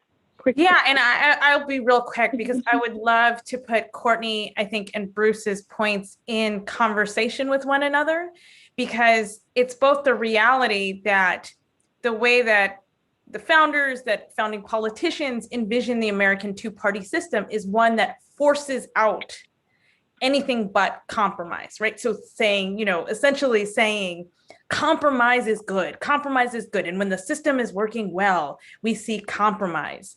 But what we've seen, particularly over the last 40 years, is that one party in particular, and one subset, a group of people in particular, have made this argument very convincingly in Congress that in fact, compromise is not the path forward, right? Newt Gingrich says in 1994, compromise for what? We can hold out, we can last. I won't be the Speaker of the House, I'll resign, but I'm not going to compromise because I know at some point we will get this radical agenda, whatever it may be. And so one of the things that we see, and certainly it's easier when you have an agenda of negativism, right? Or nihilism. But I think one of the things I really want to stress here too is that what does an agenda look like, right? With the powers that be, with the institutions, that is both cognizant of the fact that people want to compromise, that it is necessary to have these relationships with policymakers, right? While we're also waiting for, more progressives, younger people to become policymakers, but also saying that we've tried compromise for the last, century, and it hasn't exactly worked out great. So what does a new agenda that is not rooted in compromise mean, but one that also sees us, right, in conversation with people who actually have the power to change laws on a local level, a state level? And then the last thing that I'll say here too is that we don't give enough credit to the attitude. It may sound hokey, it may sound like civics 101, but really encouraging people to run for office, and not just like we all run to be congressmen and women or things like that, but like school boards, right? Municipal office, your local postmaster, your local dog catcher, right? We don't think about that in terms of power dynamics and in terms of like actually changing legislative agendas and policy, because it's not sexy, it's not attractive, it's not really quite interesting, I think, on a national scope. But what we know, right, is that all politics is local politics, and that much of the decision making and much of the arena in which we see power change, unyielding and without compromise, actually happens at this level. So what I've started telling people to do is that one of the most effective things that you can do, aside from organizing and mobilizing and protesting and engaging in activism, is actually run for local office, particularly those offices that are unpopulated that nobody wants to run for. Thank you, Leah. Vivian, over to you. Thank you. So I think kind of synthesizing the last comments from Pastor Mike on, there's a lot of complexity here in understanding that one thing doesn't naturally automatically translate into another. There has to be a concerted effort and intention about moving from that space where there is a seemingly unified message coming from a movement, getting to the policy change that matches that message. Something has to happen in between those. It's not magic. It's not like the people cry from the streets for human dignity and human dignity appears. So what happens in between those 2 points is where we need to be focusing our energy. First of all, let's decide whether or not are all components of the movement really in agreement? And if they're not, are they having conversations that will get them in agreement? And are those conversations depending upon letting people in their spaces, because they also have spaces, they have tables, they have rooms where those conversations are happening, where maybe the people who can make the decision or pull the lever are not in those spaces, or if folks who do have a mind that's geared more toward analysis and data and communicating in a different language are not in those spaces, or if they come in, they're pushed out one way or the other because they're not speaking the same language, even though they may want the exact same things. So all of those things have to be considered. And then how are we communicating what that message is, other than a very public outcry, which happens on occasion when there is a moment in history where things become so obvious that there's outcry in the streets. And this is not new, right? I mean, I was alive for Eleanor Bumper, so this is not a new phenomenon. This is a repeated action. How does the message get communicated? And are we assuming that when legislation is created that nobody is in those rooms that says they're representing the movement? And we have to, investigate those things. And then if there wasn't, why? So if the ground level movement, new legislation was being considered to address this, yeah, they absolutely should have been in those rooms. And where were the leaders to put them in the rooms? We have to tie those pieces together and figure out how to not let those pieces of legislation be drafted without those voices in the room. Human dignity was definitely, absolutely the cry, but do we trust the electeds to decide what human dignity means to us? Because I don't. Like, they need to hear from me what human dignity means. I need to be able to define it for them in a way that they can interpret it and turn it into legislation. And that requires dialogue. That requires that I don't just do it publicly, but that I take control of that message, put it into a form that they can understand, have a conversation and say, and by the way, here's our version of the bill, or here's our plan. Here's what we think you should do. And that requires us to not push people out who can help us do that.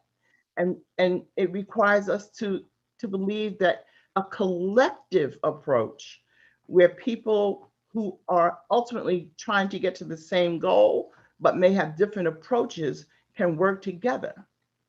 And then finally, if indeed we believe that politics is about compromise in a democratic system that we've created with a two-party system,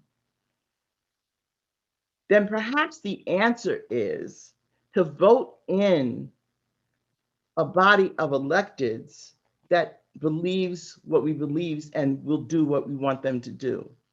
And that too requires collective action, understanding of message, and the understanding, the commitment that this is a long-term process. And we've got to get our people to understand that voting people in office is where you end up getting power, because they are ultimately going to make the decisions no matter what our outcry is, and really no matter what the research says, until we convince them that they cannot get into office without our votes.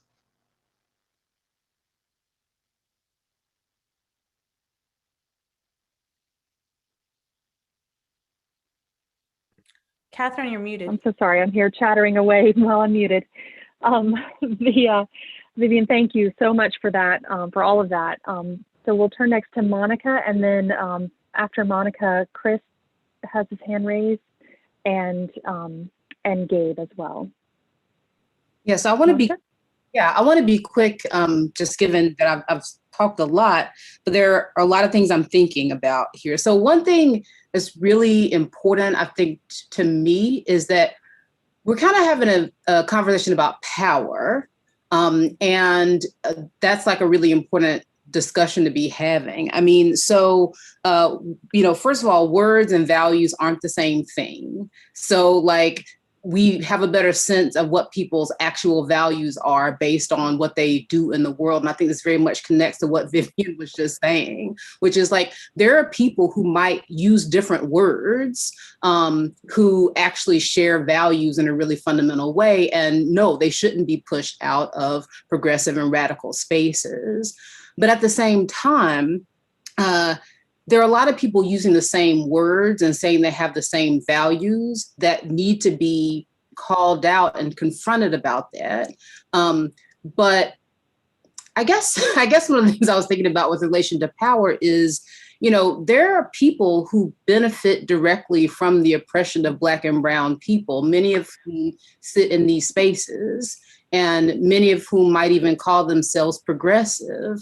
And so there are questions about what people are actually willing to give up in order to achieve the things that they say are their values. And I think we have to be real with ourselves that many of the people who we might need or be expected to compromise with sometimes are at the end of the day going to be more interested in the protection of their own kind of life, the protection of their interests. They are invested in exploitation and oppression. They need to be on top. They want to be in power. They're not going to give that up. And so I think if we take that seriously, that means that sometimes actually we cannot have a conversation about shared values with them. I mean, we can have a conversation, but like we shouldn't expect them to ultimately come around and for us to be at the same table. Sometimes those people actually have to be defeated.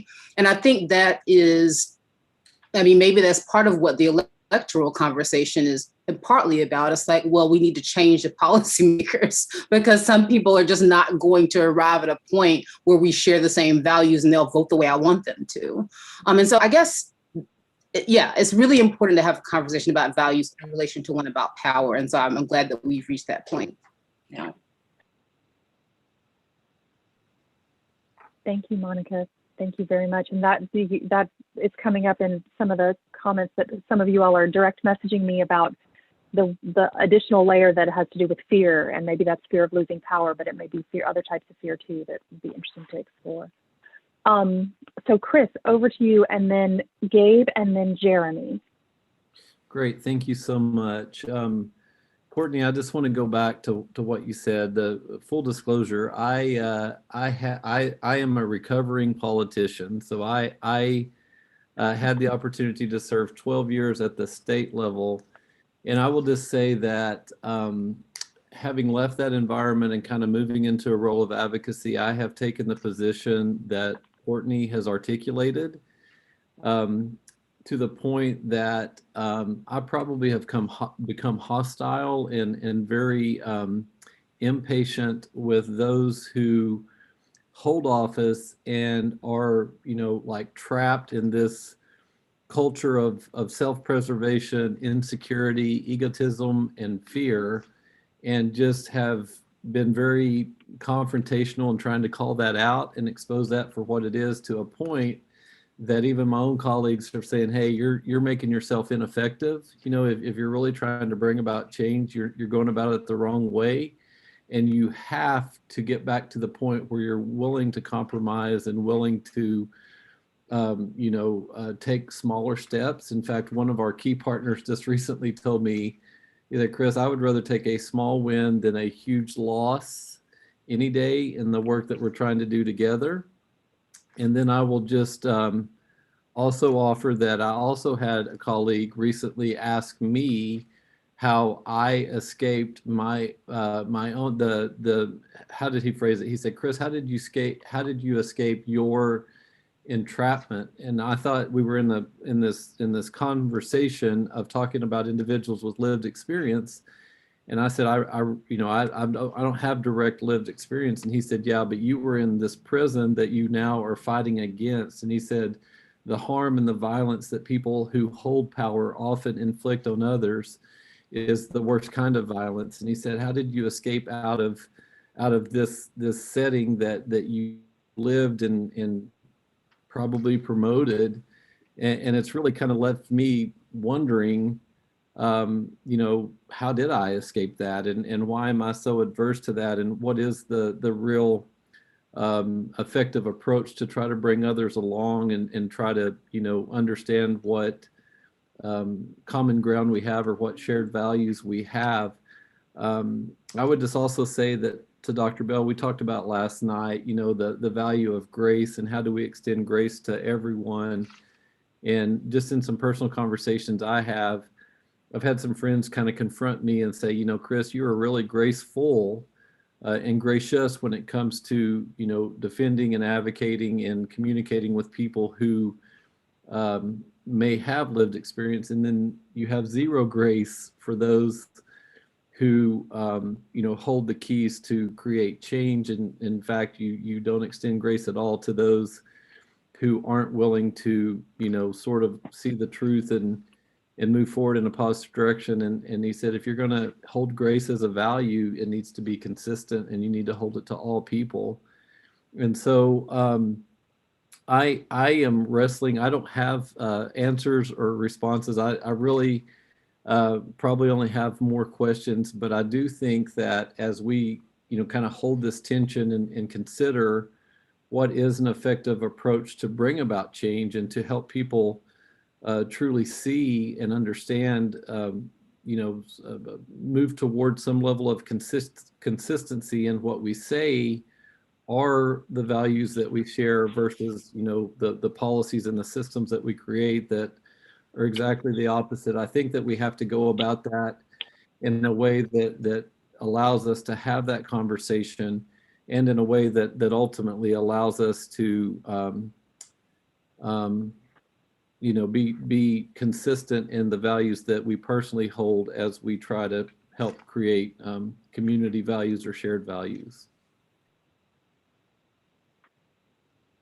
Thank you, Chris. Thank you very much. You got some shout outs in the chat there as well, and some additional questions. Folks should also feel free to continue to put comments in the chat. So we'll turn over to Gabe, and then hear from Jeremy, and then Susan will be up next after that. So, Reverend Gabe.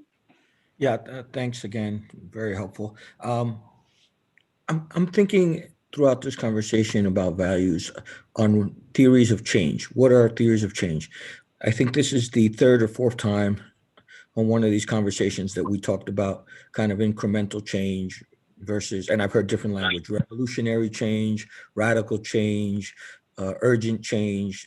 I don't have the exact, I've heard different people articulate it different ways. And I've been thinking history. How has change come historically, right? Some have come through revolution, the American Revolution, the French Revolution, the Haitian Revolution, the Civil War. So that produced things of change. Some violent revolutions, some peaceful revolutions. The Gandhi and Mandela and so many others, right? And so I see the tension, and I often think when we talk in groups like this, we're talking about trying to bring consensus or not. What is our theory of change? This is my fourth time hearing the incremental kind of radical conversation. And what I hear is that there's a multiplicity of voices along that spectrum, as of course one would expect with a group this large. And so I just I'm not giving you my theory of change, I'm just underscoring that that's what I hear. The second thing is who are the stakeholders? I started with the conversation of, Lin-Manuel Miranda in the room where it happens, right? From Hamilton, which is a very problematic narrative, right? Hamilton is a very problematic narrative, not the musical, the person, although maybe the musical too. Who do we see as the actors, players, stakeholders? Who are they? Right. So I'm a pastor of a church, and I run a coalition of Christian pastors and clergy, and it's a fascinating thing on how they see change.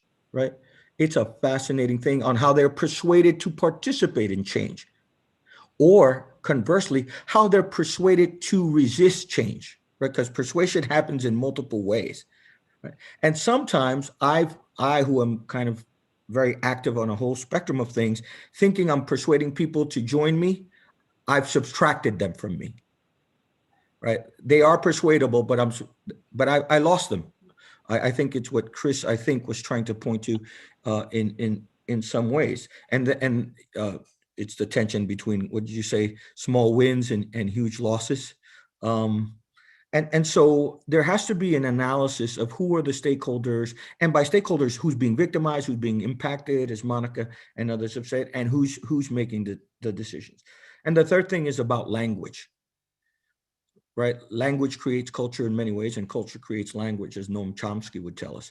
The reality is, how is the language of change, how is the language of change that we used actually contributing to change or not? Is the language helpful to transformation or a hindrance to transformation, right? I think, Katharine, you said earlier something about words and verbs, right? Now I'm gonna borrow from Pastor Mike, I'm gonna use scripture because that's the language of my tradition, right? In the beginning was the word. Actually, in Spanish, it's in the beginning was the verb, the action word that became incarnation. So how does our language of movement translate into recruiting people into the movement we believe are champions for justice? Or conversely, how does our language of movement hinder people from joining a movement from which in many times is in their self-interest? So how is our role of language, advocacy, right? Advoca, it comes from language, right? Vocas, voice, words. How does our language help or hinder the change that we want to see? And how does our falling along the spectrum help that theory of change or hinder? Those are the questions I sincerely wrestle with. And so, especially given history of change, because change is not linear, right? I do not fall into the kind of modernist Western epistemological belief that we are progressing in history, right? Some people came on the Mayflower, other people came underneath the ship, and other people were here and were eliminated, right? And so change is not incrementally good. Change can go up and down, as we've seen with civil rights laws, as we've seen with a whole host of things. So how does our theory of change reflect language that is both helpful or hurtful? How does it reflect our theory of who the actors, stakeholders, both impacted and impacting?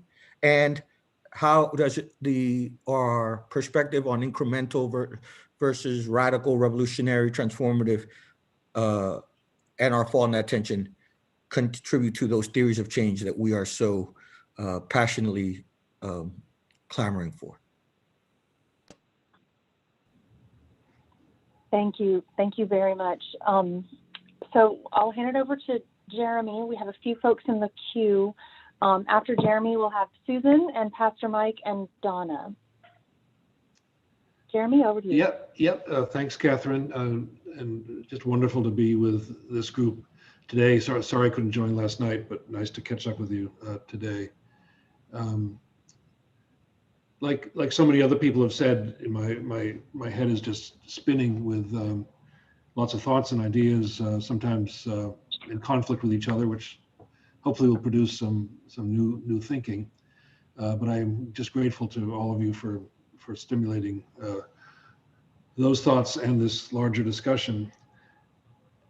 I want to just try to specify some of the observations that were made in the last half hour or so, but go back really to the beginning. I appreciated that Monica talked about how sort of space has been opened by some of the language that is seen as problematic, defund, abolition, transform as opposed to reform.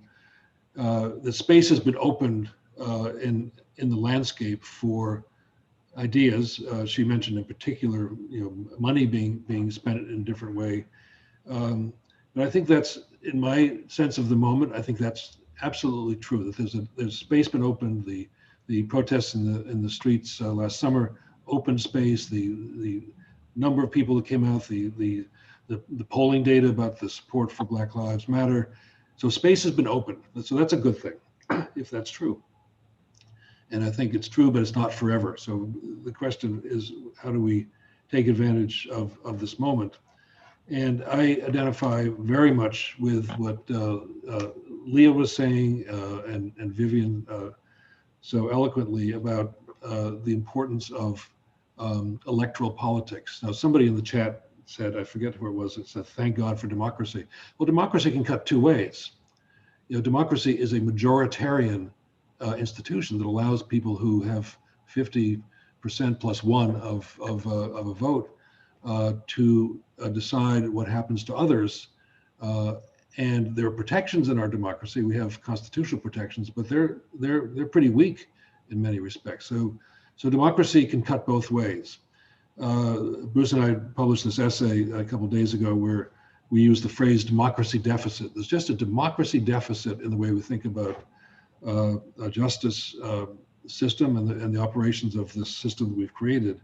But we should recognize that in our history, and now I'm going back 50 years, not the 400-year history, but in our history, what's brought us to this moment is our democracy. So the reality of mass incarceration, with its underpinnings that we should acknowledge of white supremacy and sort of sustaining in power those who are in power, but the realities of mass incarceration are the result of choices that we made, not people on this screen. We didn't make them, but our democracy made these choices to enact the laws that have then been implemented by prosecutors who are also elected. So we have elected officials in state legislatures and Congress enacting these laws, implemented by prosecutors also elected, by police executives and people who work for them, responding to mayors whom we elected, and in some cases, sheriffs we elected, and in some cases, there are a few of them, but even public defenders we elected. So we have a democratized vision in this country of how the justice system should operate that's very different from, I'll just mention European examples, and that is both the bane of our existence. And the question for me in the moment is whether that's also the opportunity for a reform movement that will undo what has been created over the past half century. So like others, I alternate pendulum-like between despair and pessimism, and hopefulness and optimism, remembering, Vivian, what you taught me, the difference between hope and optimism. But when I'm on the despair side, I say, my God, who is going to give up what's been created?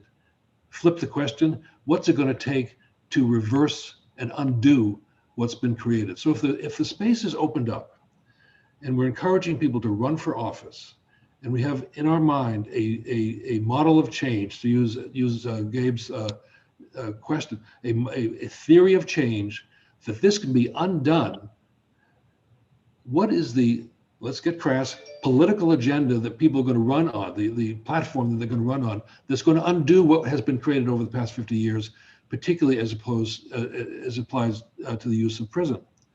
So wonderful to have an abolition vision out there. Wonderful to say reform is not enough. That, I'm certainly down with that. But what is the legislative agenda that will allow people to run for office successfully so that they can undo that? So I don't have an answer for that, but I think it's a question of the moment, is whether the movement that we're talking about, that's a coalition we're talking about, can move in that direction to undo this harmful machinery that's been created, and that many people, particularly John Simon and Bruce Weston, have written about. So I think we need to me it's a learning process, and this is where we need help from our political scientists and historians. What are the other movements that have been successful against a majoritarian status quo where the majority is being unseated? Civil rights movement is a good example, of course. I am fascinated by the marriage equality movement, where there was in a short period of time, given the historical arc, a significant change in public opinion that resulted in legislative change. I'm also always, as somebody once thought of myself as a lawyer, interested in what are the litigation options here? How do we put energy into the Eighth Amendment that says that certain practices of this system are cruel and unusual? And this is what John Simon has written about. How do we think about activating unlikely or unfamiliar allies? This is why I'm fascinated by the evangelical movement, which is an unlikely but really powerful ally in saying that this country has gone off course. I'd also add to that, and I'm really interested in what I think it was Leah who said about the legalization movement. I hadn't thought of it as a movement that's actually having this impact and has a reparations piece to it. But I just think we need to educate ourselves as to what our movement, because we get so caught up in our own success and rhetoric and belief that we're on the right side of history. But we got a long ways to go to undo what's been created. And we need to learn in a very humble way from others who have been there before, and think about this as an organizing opportunity that will take this exhortation to go run for office and put behind it, run for office to do X. And it's not, defund is fine, but we have to find a way to undo, particularly at the state level, the machinery of oppression that we call our prison system. And it's going to take a long time. It took us 50 years to get here. 50 years is ahead of us, but we need to start. Jeremy, thank you so much. Thank you very much. And thanks to the reactions and chats that are going on too. So just to quickly kind of give folks a map of where we are, we have a few more hands up. Susan, Pastor Mike, Donna. If anyone would like to get in that queue, do so right away, please, because after these last comments, we're going to turn back to Monica and Leah and give you all a few minutes each to react to what you've heard and to highlight anything or add anything that you think you'd like to. And then we'll finish up this session with Bruce will do a quick recap of some of the things that he's heard to help us as we transition into our break and then into our afternoon session together. So do raise your hand if you have something else you'd like to add before we finish up, and otherwise we'll move through that path. So with that, Susan, I'll hand it over to you. Thanks so much, Katharine. Really, really appreciating the conversation. I have lots of thoughts that I wish I could show you in my scattered little Post-its all over my desk. So I'm going to try to make sense. Forgive me if I don't.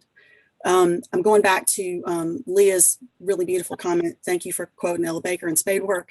The idea of the hard excavation work of change and what that takes, and coupling that with Bruce's question about do you go around, do you navigate around saboteurs, or do you try to change them? And I'm echoing a lot of what y'all are saying, and then I want to get granular. I think we need multiple mass movements. There need to be a mass movement that's a politics of opposition, right? Which is taking to the streets, which is lifting up messages that challenge the status quo. And that has a particular set of tools and examples that we can use. There needs to be a politics of invitation, which is that reaching out to people that that we disagree with, but whose attitudes can potentially be changed. There needs to be a movement that's table creation, that's organizing, like Pastor Mike has talked about, and he knows all the amazing tools that takes.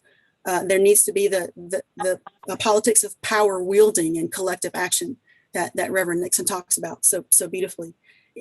And there are others, the legal one, right, that Jeremy just spoke about, the public policy one. There've got to be multiple simultaneous organized movements in each of these areas, and they've got to be interconnected where they can be, coalesced where they can be. I'm most interested in the one that's about the politics of invitation. And if I may, just to get granular, systems, of course, are made up of people. So how do you change people? You have to do the inside out work. You have to do the inner work. You have to help people develop emotional agility. We have to reclaim conversation. People are not used to talking with each other one-on-one anymore. We have cell phones and text instead, and Snapchat and WhatsApp. So just for example, how do we develop the value of empathy? How does that work on a psychological level with insights from neuroscience? First, you have to create the new conditions for having dialogue, right? Literally how we talk about things is just as important as what we say, meaning sitting in circle instead of sitting in a boardroom with someone at the head of the table or in a classroom with an expert at the beginning of at the head of the room. You sit in circle. You have to create a container, an environment of psychological safety so that people feel like they can admit that they can engage in learning behaviors like admitting they were wrong, which they won't do if they feel like they're going to be humiliated. So that's a particular kind of environment that you have to create. Once you're able to do that, then you engage in storytelling. Our brains are not moved by facts. Our brains are moved by narrative, and not just any narrative, but narratives that are well told, that are in the right emotional environment, and that are offered by a credible speaker, a credible messenger. So then you're able to, through that process, you're able to begin to individuate, to see another person before you as a person. You're able to begin to understand their perspective and start to shift to their perspective, to see yourself in their shoes, which is the way to get to empathy. That's just one process to get to one value, to operationalize one value. And we have to do that with every value that we want. And we have to do it at every local level and every state level. And we have to do it over and over and over again, every place, every community, every business, every church, everywhere we can do that. I'm particularly especially interested also in white folks. We know now from the Marley hypothesis that white folks don't recognize racism, deny racism because they don't know their history. Jim Lowen said it best, lies my teacher told me, history is taught as propaganda. It's not taught accurately. When we put white folks in spaces where they can hear authentically stories when they're in the right emotional environment, they do shift their attitudes and they do change. I see it happen in our work all the time. So just want to close with a Taj James quote. We worry about outcomes. We worry about tangible things that we can accomplish. And Taj talks about quit thingifying, humanify instead. Changing our way of being is our tangible outcome. Thank you, Susan. Thank you so much. It's a very helpful layout of all the different pieces that go into this work. Pastor Mike, I'll hand it over to you. Yeah, I was struck by the conversations about politics and electoral politics in particular. I think we have to contend with the reality as well that as the browning of America continues, white elites are losing their numerical grasp on the public sector. And so they're retreating to the private and the corporate sector, and then inviting or seducing non-whites or people of color, if you will, to become the new public-facing stewards of the institutions that maintain the status quo of white supremacy. It is, I think, a dilemma we have that it may go back to some of our most earliest comments or conversations around values, how do we understand who really shares our values, not shares our language, but our values. And I do think that, I am not very optimistic about the majority coming along at the kind of rate that we need them to. I think there is so much at risk right now with the country just continuing to implode. And I think we're seeing that around us, quite obviously. And so I do want to just continue to raise this idea that, the political and electoral process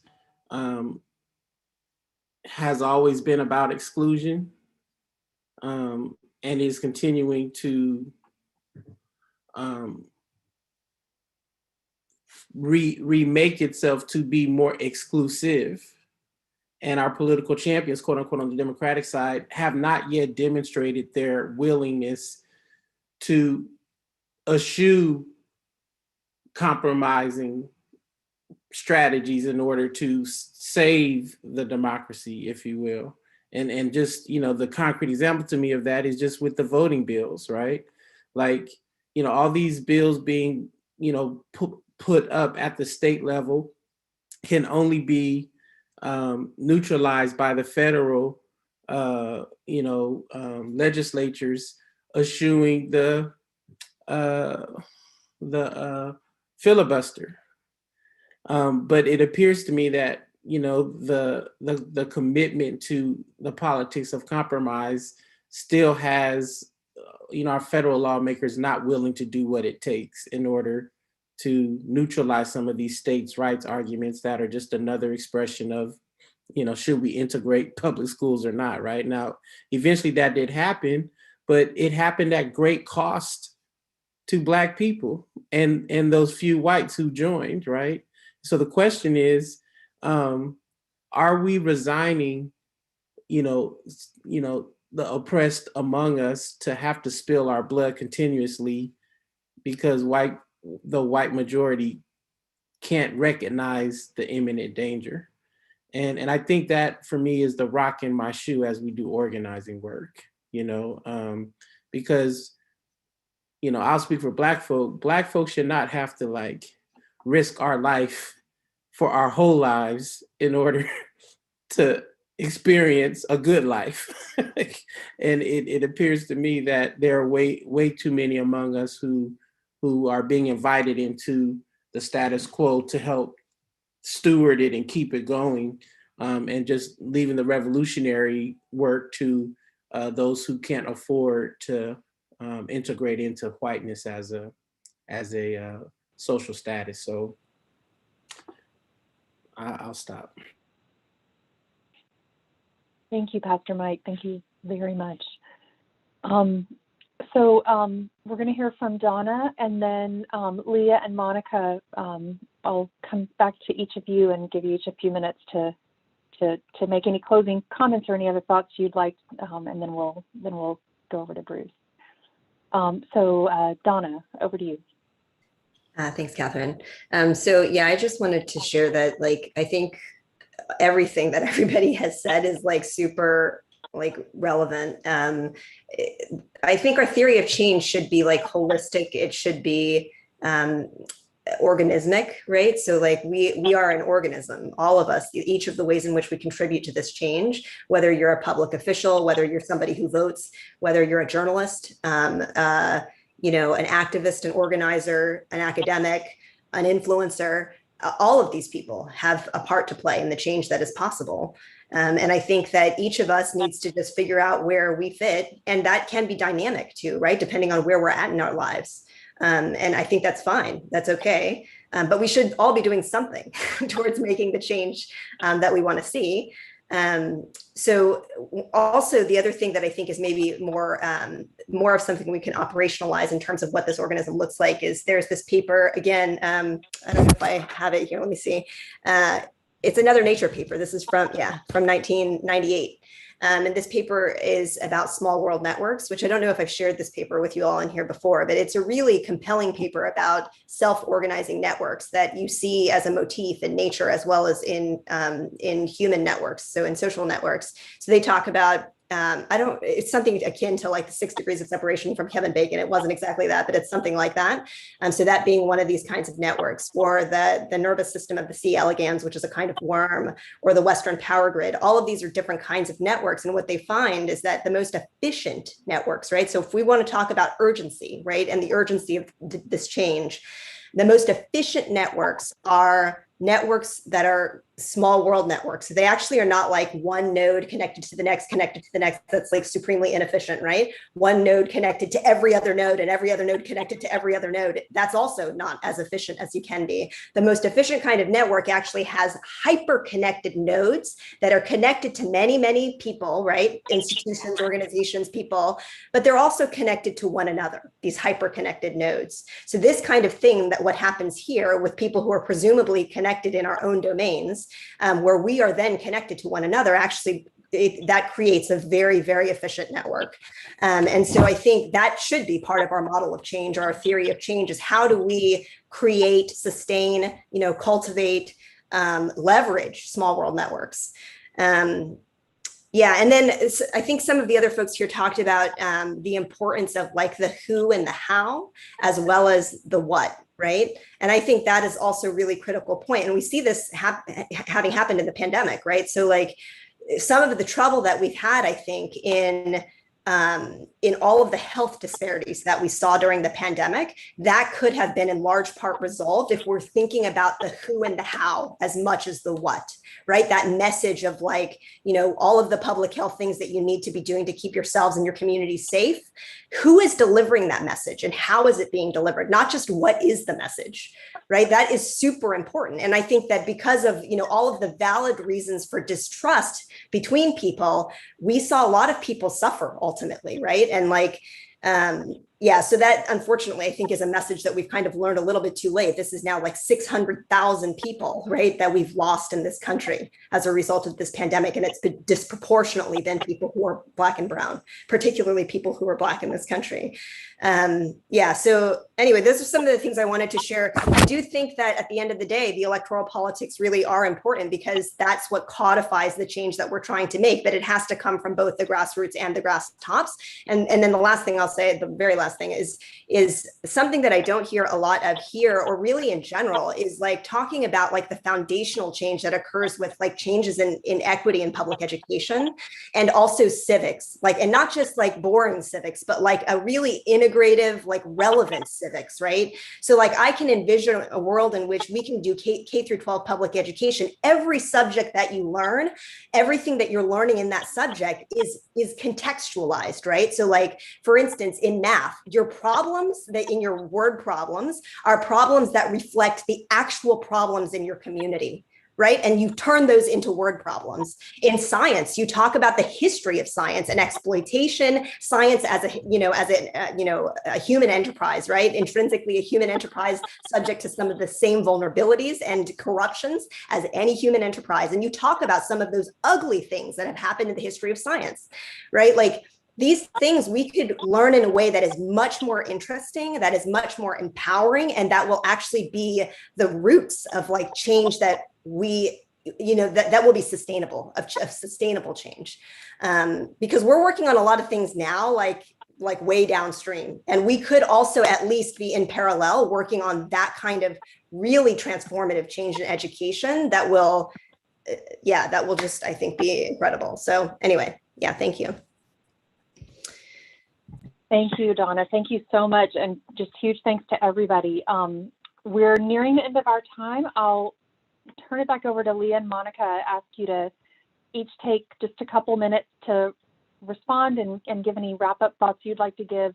And then same thing, just a couple minutes for Bruce, and we will finish on time so we have a chance for a break before we continue our conversation. So Leah, you want to go first?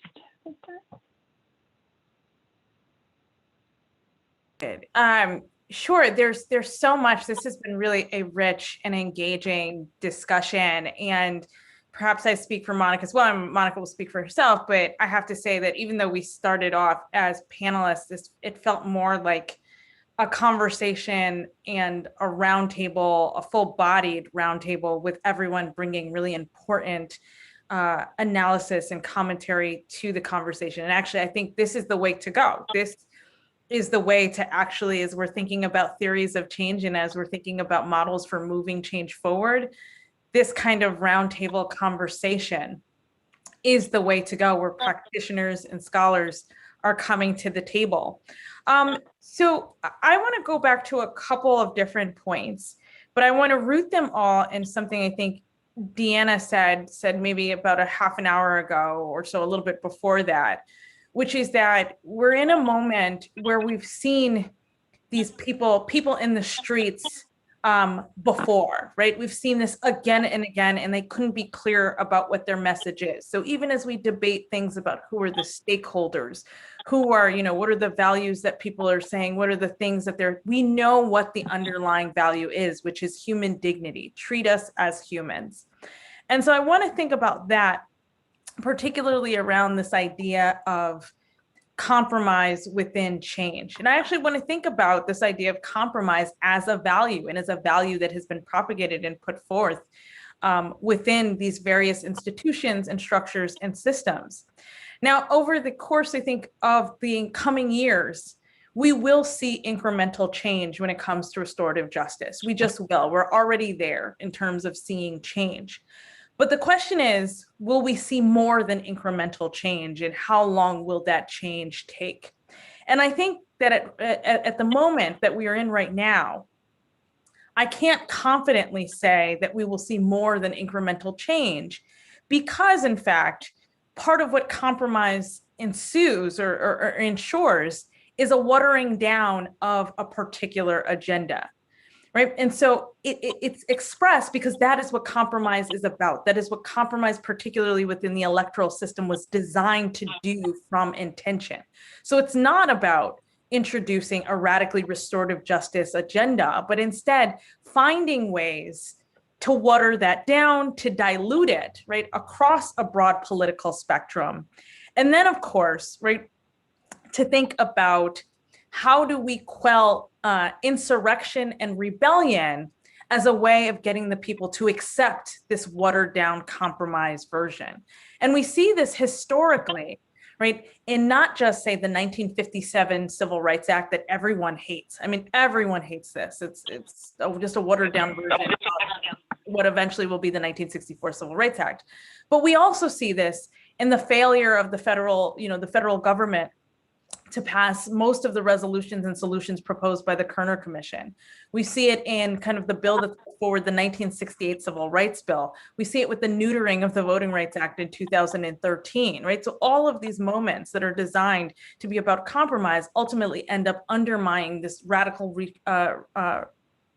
goal of restorative justice across multiple fields and areas. So I think in the same way that we have been deliberate and calculated as a nation, right? Particularly the power brokers and the stakeholders in our nation have been deliberate and calculated about watering down very specific agendas, that we have to be very deliberate and calculated about taking risky and huge moves that are the antithesis of compromise in order to move this agenda further. We also have to be very clear that any movement of this agenda, right, any opening of this space, I think to use Monica's language, is going to be a long-term project. And that, again, we didn't really talk about this, but I would love to really reintroduce the idea of being comfortable with this metric of failure in the immediate, because we also understand that failure in the immediate can lead to success in the long term, particularly as we are talking about a rejection of compromise, even as we are meeting these stakeholders where we need to meet them. So I want to think about that. And I want to think about it being calculated in deliberate risk-taking, and really emphasize this idea of risk-taking, even though it may not seem like risk-taking to us. Now is that time to do that. And then the final point that I want to think about that we didn't really talk about, but that is necessary to think about, is that it's not just the George Floyd moment that opens up this moment for a possibility around shared value building, right, and world building and consensus building. It's also the pandemic. And it is the moment of the pandemic. And people watch George Floyd die, that 9 minutes and 26 seconds, or if you saw another version, 8 minutes and 46 seconds, because they are stuck at home. They can't turn away, right? They can't move away.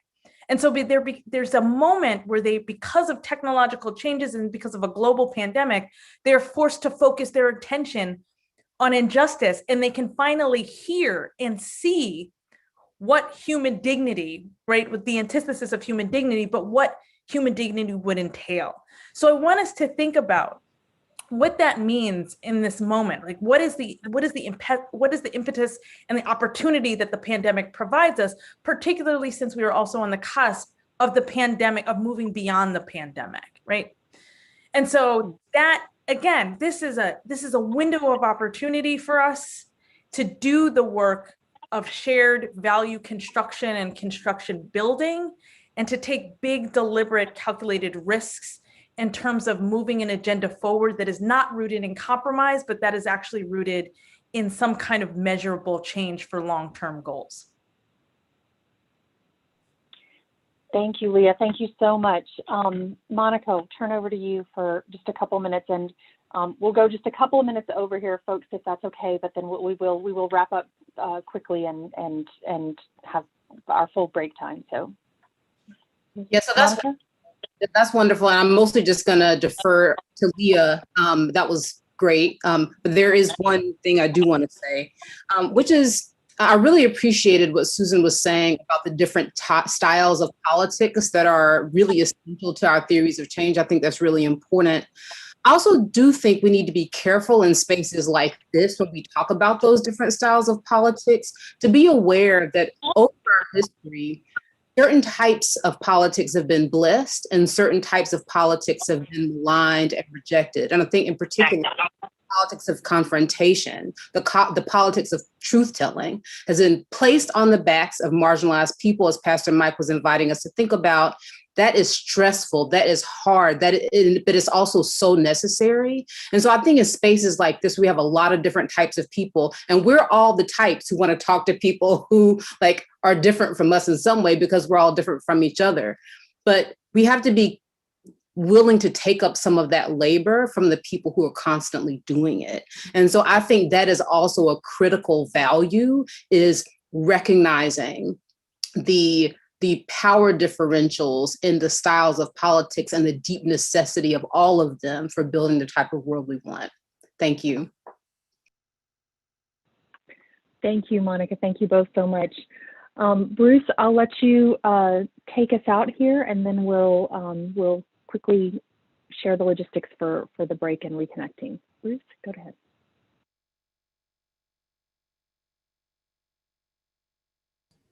I'll be as quick as I can. Two big parts to this conversation, I think, which I thought was incredibly rich and productive. So the two big parts was beginning with a discussion of values, and we're really focused on that. And then the second part was talking about how values connect to politics and power. Values, I took three things away. One is, what are values? Values are principled statements of the good. And Monica said this directly. We don't talk about equality, we talk about equity, because equity is embodies within it a statement of the good. A bunch of ideas about candidates for preeminent values in our work included rehabilitation, empathy, and human dignity, for example, and Leah mentioned some of those. So values are a statement of the good. They're rooted in position. Whose values? Different people have different values. Whose values are we talking about? And who is at the table to articulate our values? So values are rooted in position. Third thing about values, values are not simply words. They're embodied in action, in social movement, in mobilization, as Deanna was saying, in institutions, the way institutions are structured, and in budgets, as Nicole was saying. Values have a symbolic component. Pastor Mike spoke to this. So places like the media, places like the university, are seats where the symbolic work of the articulation of values happens. That's a very condensed read on the values conversation. Politics and power. And then we really pivoted, I think, with Pastor Mike's contribution. So what is politics? Vivian described it, this is how I heard it, as the thread that connects our values to some outcome in policy or legislation. For example, the outcry of the movement at one end and the statute at the other. What lies between is politics. Jeremy asked very pointedly, so what's our agenda? Electoral politics is crucial in this process connecting values to statute. What agenda can we run on to eliminate mass incarceration and build an alternative? We can look to a history of wins like civil rights. I would also, Donna made me think of the progressive movement of the early 20th century that created the common school and mass public education. And I think that's often overlooked actually in how we think of big progressive change. But a number of people, Courtney, Pastor Mike, Chris, Gabriel, raised the question, is our political process capable of producing the change that we want? That's how I heard their comments. I think that's a really fundamental question.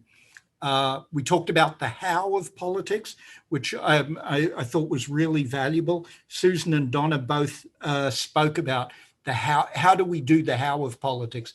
This translation from the values to the statute. I think their contributions for me, Susan and Donna, talking about the how, empathy, storytelling, individuating, making heterogeneous an opposition that appears to us as homogeneous, self-organizing networks, small world networks. One question this raises for me is, if we think about the how, can there be greater change potential in our political process than maybe we've seen so far? Can we think more ambitiously about our political process? Is it capable of more change than we might be giving it credit for? Very interesting idea that we at this table are enacting a political process itself. We're modeling a political process. Are there lessons that we can take from this? Leah spoke to this, Chris spoke to this, and Monica spoke to this. It's a just incredibly fertile discussion, I think, and this is a great platform for this afternoon. So I know I'm standing in the way of our bathroom break, so I'll stop. Bruce, thank you so much. Huge thanks again, Leah and Monica, for your writing and your thinking and for starting us off in this conversation today, and to the whole group for where we've taken this. We are going to be taking a break. We're gonna, it's now 2:38 here on the East Coast. We'll give folks an extra few minutes. Let's try to come back at 5 after the hour, just so everyone gets close to the full half hour to regroup. You know, we'll be continuing this conversation in another context this afternoon with introductory thoughts from Keith and Fatimah and Abby, and then breaking out into groups. You know, one of the things that we found we kind of lost in our last virtual roundtable was the continuity and the ways that the sessions could build on each other as they come in closer proximity. So that's why we're trying this longer day today. We want to really be able to continue the discussion that started in this past session as we move into the next one, because there's just so much richness and so much more to discuss there. So with that in the back of your minds, please everyone take a few minutes break. If you don't mind, if you could just stay connected, if that's possible. If technologically you're not able to do that, that's fine. But if you just, we're going to mute and video turn off everyone, and then that way we'll all be able just to jump right back on at 5 after the hour. So we will look to see everyone then, and we'll get started with our next part of this discussion. Thanks again, and thanks to all of our observers, and we'll be back soon.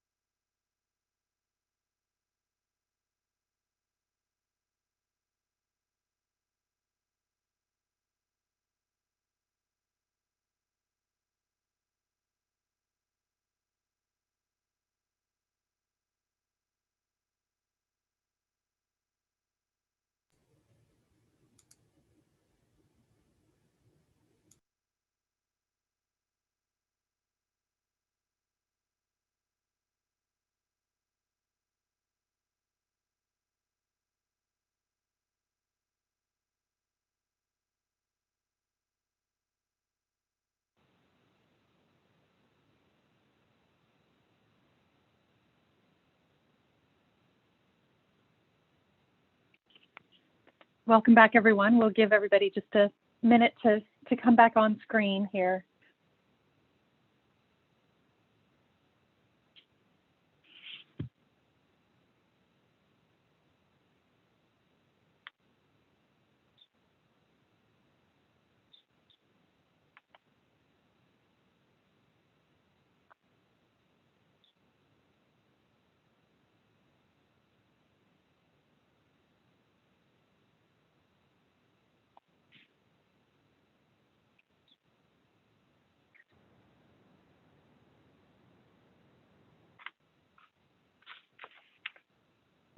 Great.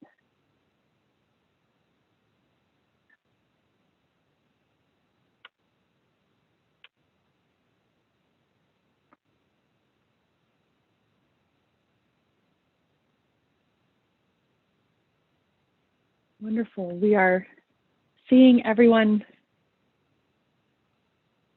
come back on the screen. Can you all hear me okay? Great. Okay, good. Wonderful. Well, I think we'll go ahead and get started so that we can make sure we have plenty of time for our discussions. Welcome back, everyone. Thanks again to all of you for that great conversation earlier today, this morning, or this early afternoon, depending on where you are right now. And glad to be back together here and moving into the next part of our conversation. So we're going to open up, just to quickly go over the logistics here. We're going to be opening up hearing from 3 of our colleagues around the Zoom screen here, starting with Keith Wattley, and then going to Abbey Stamp, and then going to Fatimah Loren Dreier.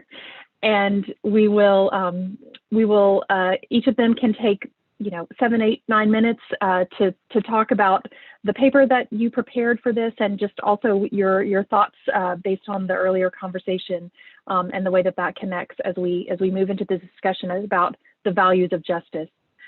We'll then go into breakout rooms. You will automatically be routed into a breakout room, and so you don't have to do anything at all other than, through the magic of Zoom, arrive in a breakout room where we'll be talking in smaller groups for a little while, so we have more of a chance to dig in on some of the things that we'll hear from our colleagues and that we've talked about already. And then we'll all come back together for the final part of our day together to share thoughts and compare notes of it, and then wrap up for the day. So with that, I will hand things over first to Keith, who's going to kick us off. Keith is the founder and executive director of Uncommon Law out in California. Keith, I'll hand it over to you. Thank you, Katharine. It's great to be with you all again. I don't think that the ideas I shared in my piece are especially novel, but I think that the perspective that I bring is a little different, hopefully helpful. I'm reminded each time we get together that I think every time that I've showed up at one of these roundtables, I've made the comment that I'm always going to take you to prison. And that's because it's really from people inside that I've learned most of what I think I know about how the world operates. In my piece, I recounted a little bit of the lives of a handful of people I've worked with over the years. There's so much more I could write about each one, but it'd of course be so much better for you to hear from them directly. These are their stories, not mine.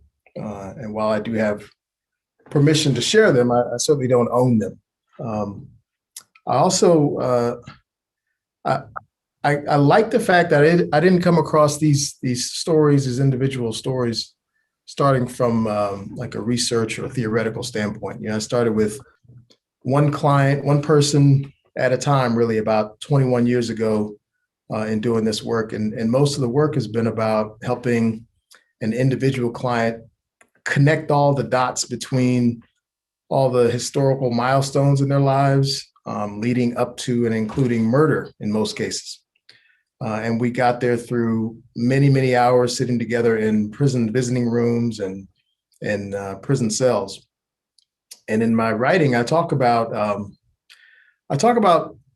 adverse childhood experiences, ACEs, people refer to them as, even though the study of these experiences is not without controversy, I realize. For example, some people have expressed concern that ACEs testing among kids might actually lead to excessive and inappropriate referrals to, child protective services. Fortunately, most studies have not borne that out, but it's definitely a concern. Another one is that ACEs data might be used to make predictions or decisions on an individual level rather than focusing on institutional and structural deficiencies that really impact entire populations. I think this would further stigmatize kids and pathologize their responses to their traumatic conditions. And the last thing we want to do is make kids feel broken or that they're somehow destined to negative life experiences in adulthood. But in our work, when we think about ACEs, we think about it as a tool to really raise awareness about the various impacts of stressful life conditions and how they disproportionately affect Black and Brown folks. Specifically, I think about it as providing useful lessons about what healthy conditions might look like. So the 4 stories that I shared in my piece are really intended to help us recognize the need to be proactive about protecting kids from violence and helping them understand that their own victimization is not their fault. It's not a reflection of their worth. I offered some ideas about what safer conditions might look like, which would also include ways to be more responsive to the harm that's already been caused. One person in my piece, Jose, who had an abusive stepfather, for him, safety doesn't just look like locking his stepfather up in jail or prison. It looks like getting the stepfather treatment for his alcohol addiction and for his own trauma history, while also helping Jose heal from the harm that he experienced. For 2 women in my piece, Sheila and Peggy, who both survived lifelong abuse and ended up with life sentences, it looks like believing and supporting women and girls when they report sexual violence. And it also looks like teaching men and boys not to objectify and seek control over women and girls. In some cases, it might also look like a restorative process to help these families heal, but none of those things happen in prison. For Donald, also in my piece, it would look like a living wage for his mother. It'll look like responsive schools and real mental health care for him. But even his experience in prison might look different. When I met Donald, he had been in prison for 30 years already. And he had seemed to have given up on ever getting out of prison. In fact, he hadn't even attended his previous parole hearing. And he was sort of shocked. So what happened was I was looking for some new clients to assign to some students who were working with me. And I got Donald's name from a list of people who had parole hearings coming up. And so I wrote to him, and he said when we met with him, he said he was shocked to get this letter from me really out of the blue, offering to help him. And in our meeting, he just couldn't quite wrap his mind around the fact that we were there for him, to offer help to him at no cost. And what he explained was that no one had ever done that before. And this is someone, if you read the piece, who'd been basically locked up since he was 7. From the ages of 7 to 15, he was locked in various institutions, was out briefly from age 15 to 19, and then landed in prison on a life sentence. In both cases, he was held responsible for someone's death, even though he didn't kill anybody. A whole other story about that. But his experience was that there's no one who's coming to help him. And so we showed up. And we ended up working with him for about 5 years to really help him understand that the things that had happened to him weren't his fault, and that he wasn't just destined to die in prison. That there was more to offer in life, that life had to offer than that experience for him. Something I didn't include in my piece about Donald is that when we finally got to the point where he was found suitable for parole, granted parole, after 5 years of working with him, 3 different parole hearings in that period of time, we come out of his last parole hearing where he had just been granted parole. He looked over at me and through tears, he thanked me for saving his life. And I said, well, okay, I appreciate you trusting me with your story and trusting the students with all that we asked you to do. And he said, no, you don't get it. Really, you saved my life. See, because when I got your letter offering to help me, I was about to commit suicide. And I figured, well, if out of the blue, these people want to help me, change my life and get out of prison, I might as well participate. I might as well work with them and see what happens. And he never told me that until the end of our time together while he was still in prison. He's now out. He got out. And he's been out a couple of years. He's doing really well. But it's just a reminder for me that safety also looks like real pathways home from people in prison, even after acts of violence, even after murder, potentially. And that's tough for a lot of people to deal with, frankly. I think what's often missing in the lives of the people I work with is a clear and compassionate understanding of the events of their childhood and adolescence, and an opportunity to heal from those experiences. When there's no one around to help a kid understand that parents' divorce or death or incarceration or substance use or violence didn't happen because that kid is unlovable. If there's no one to remind them of that, to point that out, then they're at greater risk of believing they are unlovable, unwanted, unacceptable, and at greater risk of really acting accordingly in all the ways we could anticipate that might look. So in the absence of that communication, young people really interpret those dangerous, conditions they may live in as a negative reflection of who they are and what they're worth. And so the theme, I noticed the theme from my piece that ties directly into most of the other readings for this session is that nearly all of them highlight this value of healing, like healing opportunities. If we looked at all the carceral responses that we offer and punitive responses that we offer when really not just kids, but everyone, when we react to negative experiences and we get labeled and we punish them, if we offered instead of a punitive response, a healing response, we get very different outcomes. And I sensed that in the readings that there was this value of healing that showed up at both an individual level and a community level. And I think healing really starts with telling the truth about our trauma. It starts with being accountable to one another.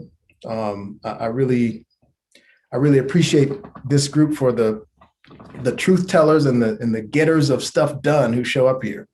But here's the thing about that, because I come out of these sessions mad, mad that I haven't done more, mad that I'm not moving aggressively enough. So I both thank and blame this group for that. And I do focus on these real life individual stories because they're what I see. They're what drive us to do what we do at Uncommon Law.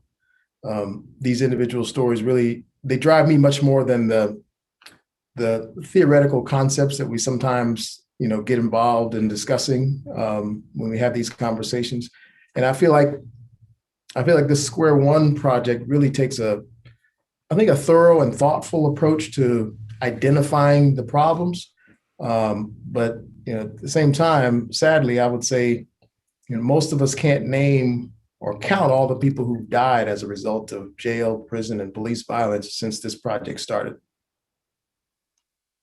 I think offering different perspectives on the problems is an important and inclusive process. But as I've heard in several comments already today, it's well past time that we start to implement some real solutions on a large scale. And I know that's happening in different pockets. I look forward to learning from and working with this group to really move those solutions forward, particularly as it involves those large scale changes that really start at the local level. And I'm reminded of that by several people who presented today. So thanks for letting me share some of my observations with you. I look forward to continuing this conversation.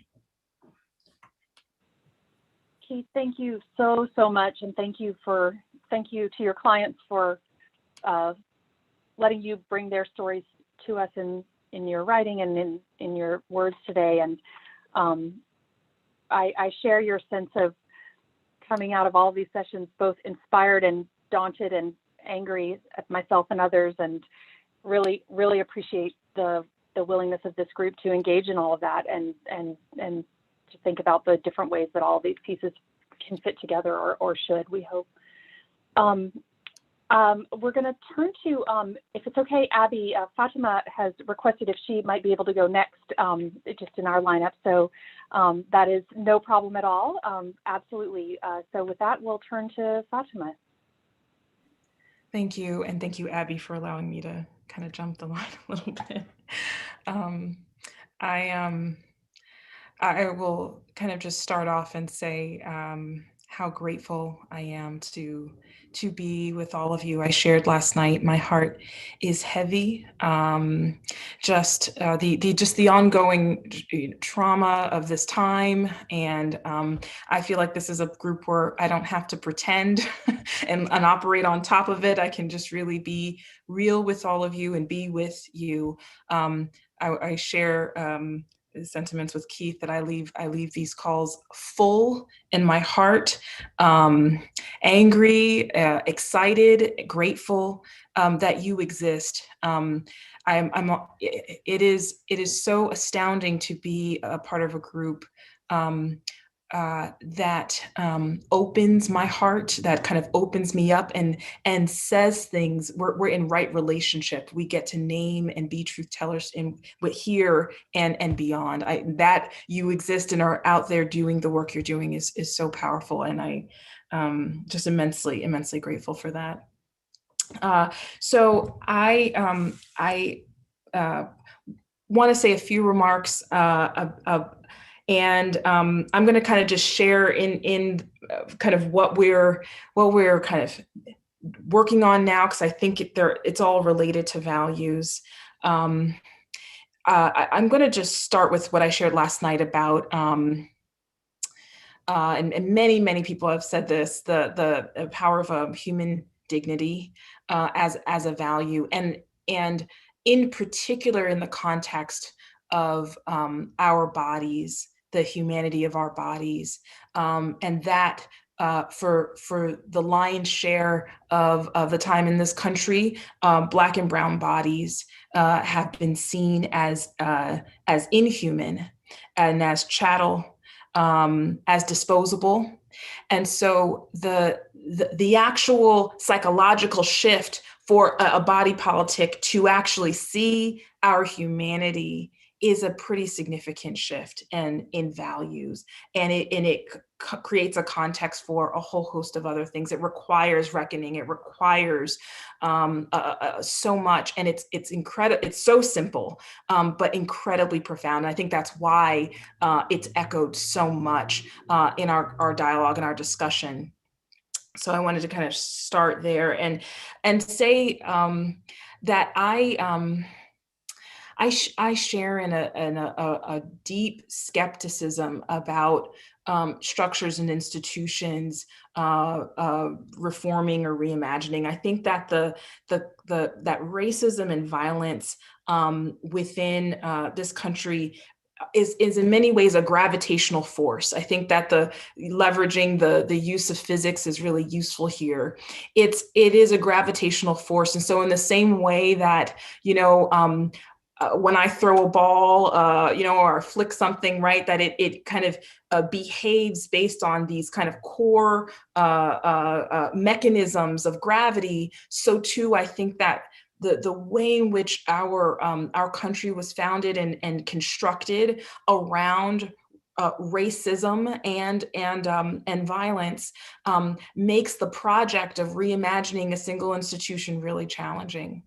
However, I do believe in rockets, and I do believe in rocket fuel, and I do believe in the capacity for other forces. We can actually leverage and operationalize a force that actually defies or can move us past the gravitational force. And I believe in that, and I think that is what we are talking about. What are the mechanisms by which we can actually leave our atmosphere, and how much force is required, and what are all the ways in which we can leverage that force. And we've talked about electoral politics. I've very much appreciated in previous sessions the discussion about force, and I think I'm thinking back to our discussion in Detroit, a really provocative piece about force. So I've been thinking ever since about force and how it operates, and I think this physics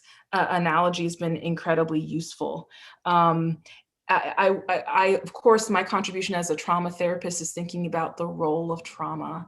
And I believe that given the prevailing history of our country, the numbness we walk around with in the trauma of structural violence, structural racism has been incredibly heavy. And that healing is not only a practice of human dignity, right? The ability to witness, love, and transform no matter the conditions, right? Whether violent or nonviolent, right? No matter the conditions, the technology of transformation and healing should be available and given with tremendous abundance to those who, to anyone.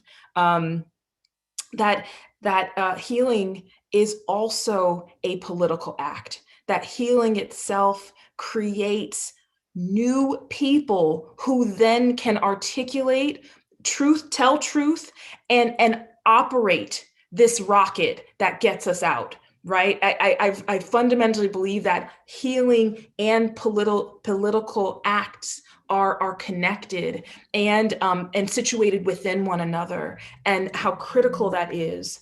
So that kind of leads me to the work we're doing now. I've been working very closely with Pastor Mike and Eddie Bocanera and many, many others in a broad coalition. We have been working very closely with the White House, and have gotten the commitment of the president to invest $5 billion through the American Jobs Plan to essentially bring an infrastructure of healing and transformation to communities that are disproportionately impacted by the very trauma that keeps us numb, right? The community violence.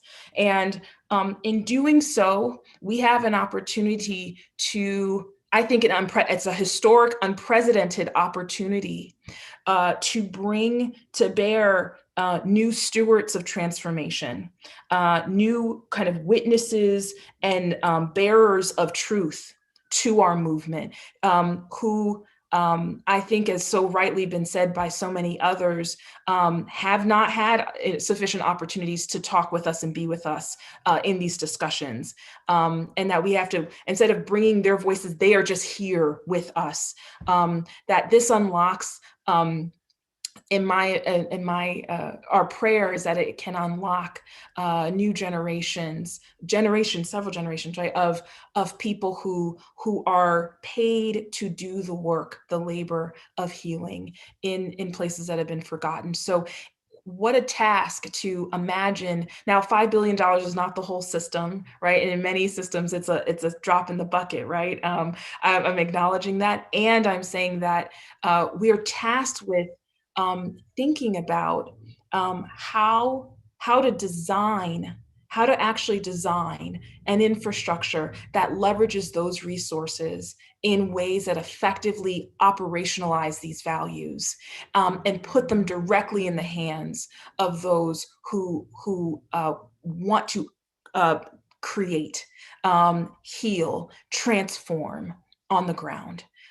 That's the work. That is the work we're doing, and it is powerful. It's challenging, but I think it undergirds the meaning of self-determination, that we can leverage this for self-determination and power through the act of healing. And so I just want to share that it is. If we do this right, I believe that we will have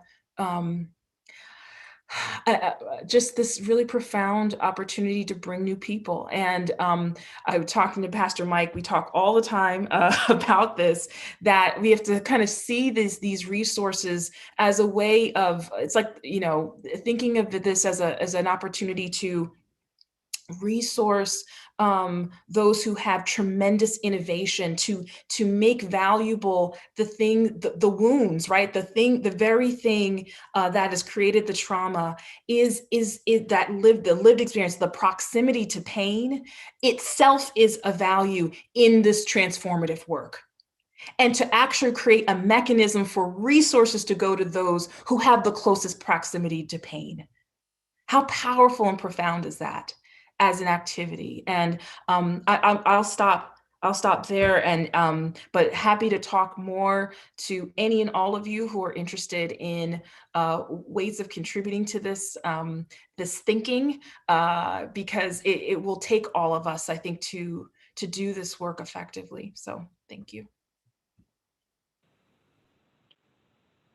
Thank you, Fatimah. Thank you so much, and thanks for the incredible work that you and Pastor Mike and the rest of the Fun Peace leadership have done to get us to where we are now with this possibility before us in that way. It's just really, really moving. So Abby, I'll hand it over to you, and then we'll break out into our discussion groups. Great. Thank you. Thank you, Keith.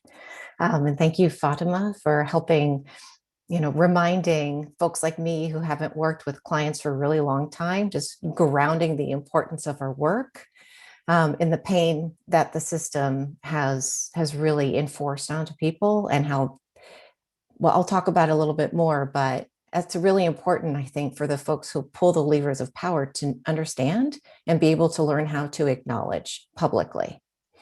Chris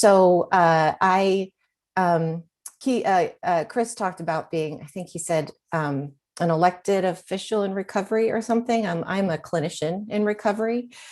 So my background is as a licensed clinical social worker. I spent most of my career working on the juvenile side here in Multnomah County, Oregon, doing trauma work with young people and their families. And so my work now on the policy level is really grounded in that space, and just experiencing the extreme trauma and poverty and xenophobia that my clients really brought to me in those spaces. And what happened is I acknowledged that I am not built to carry that.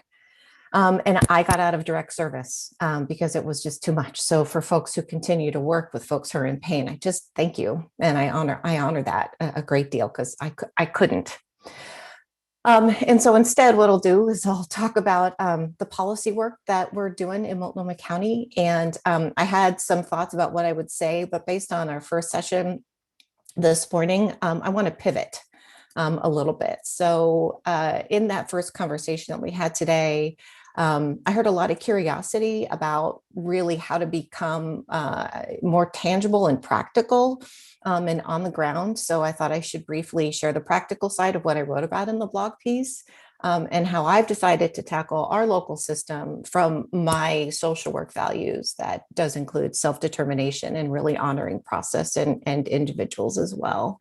And just for a brief piece of context, so Portland, Multnomah County, the Willamette Valley, and shout out to Cahoots, thank you, Dr. Bell, is a deeply blue part of the state of Oregon, but the rest of the state is also incredibly conservative, at least in comparison to the Willamette Valley. And so our focus then in Portland and Multnomah County is very, very much at the local level, very, very localized. And so what we've been trying to do is to lean into that change and figure out what the local control is that we have over our system, no matter who's in the White House.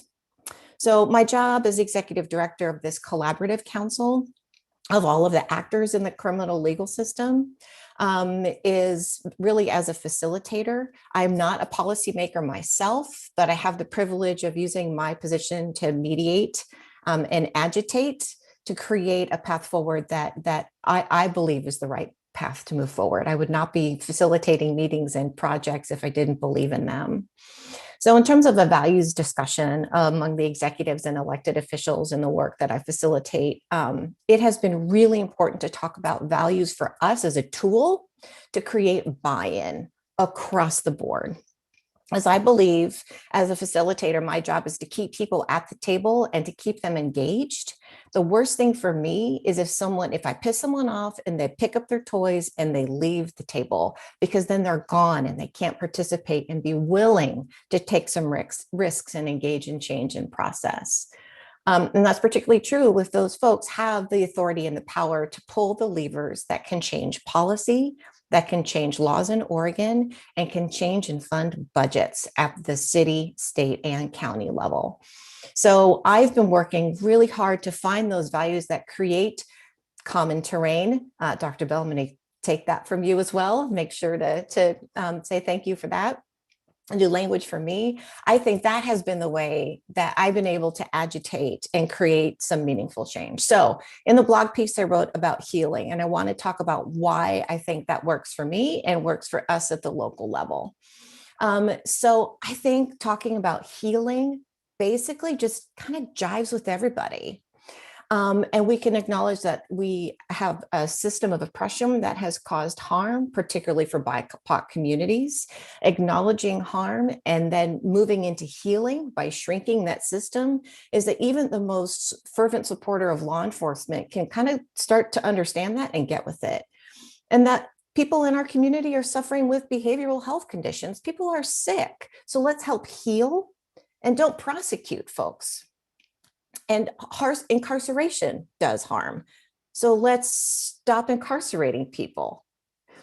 Victims don't get what they need and what they deserve from the criminal legal system. So let's do restorative practices instead and acknowledge that when people heal, right, everybody thrives. So just talking about healing feels right now like everybody's been able to belly up to the bar and participate in a way that I haven't experienced before. So in order to help like judges figure out what focusing on healing looks like, I have to remain curious. So when discussions about values result in statements like, I value reducing recidivism, that's when my job, I think, is to lean in and ask why, right? The 5 whys, to keep inquiring about what does that mean? What does recidivism mean to you? And then some depth emerges. And so we're looking at, if we decrease recidivism, what we're really saying is that people find recovery, less harm is caused to others, there's less exposure to a harmful system, and then selfishly, it costs less. So very quick snapshot of the journey we're experiencing here in Portland, Oregon. My participation on the executive session of the Square One project has really helped me and challenged me to think about this blue sky thinking, like abolition and Square One, and try to bring it to the ground to create change in 2, 5, and 10 years here in Oregon.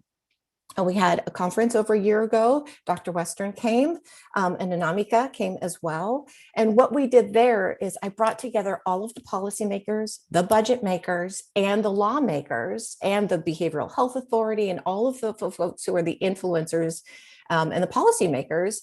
And we just got together and talked about, we don't have a vision. We don't have a vision. We're all in chaos all the time. People silo up. We need to come together and say, what's a North Star? And is there a possibility to be willing to come together and work towards that? So really, it was a family meeting. Okay, all you executives, are you willing to come together so we can engage with folks who we are harming to talk about doing business differently? So we got some buy-in. We focused on healing. We talked the harmfulness of the dichotomy of victim versus offender. How that's a terrible way to label and box people. We acknowledge that the criminal system is harmful, it's expensive, and the outcomes are awful. So what the heck are we doing? We need to lean in and make sure that we're intentional about changing responses to folks in crisis, changing responses to violence, to undo the 400 years of harm to BIPOC communities that the current system has done, to decarcerate communities that have been most negatively impacted, and acknowledge that there's not enough capacity in the housing systems, treatment system, and community organizing spaces to really do what the criminal legal system has asserted itself to do instead. So change the paradigm. So if first do no harm, what should we be doing to actually heal people and heal the system? So we engage in this process that we're now calling Transforming Justice. Turns out lots of people are calling their projects Transforming lots of different things. So, but that's our name for now. We did a very, very competitive RFP process, and we procured a consultancy to lead in and help us see the forest for the trees and be our shepherds and help us move forward.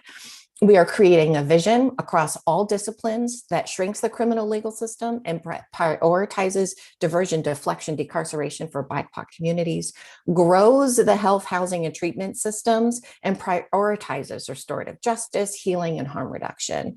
We are having sessions, facilitated sessions that are all public and posted to the web and transparent, with people with lived experience, people who are certified peer mentors, people who have been victimized, whether they identify as victim or not, providers, with natural or community leaders, with advocates, with organizers, and also all of the executives who have their hands on the levers of change to help create a vision for the future of justice policy locally, really have a just criminal legal system.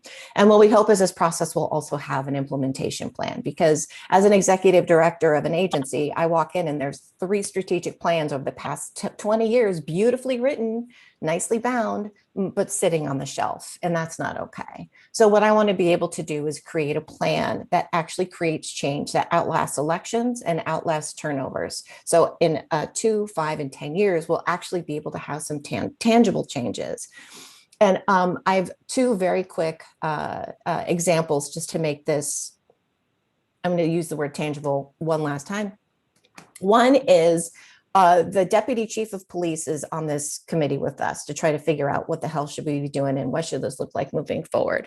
And the Portland Police Bureau was under consent decree from the Department of Justice for killing Black men and people with mental illness in about a decade. So part of that work was they created a behavioral health unit, which is a law enforcement officer and a crisis clinician together. They work in the community. That's like a great model, right? Everybody wants co-responder models.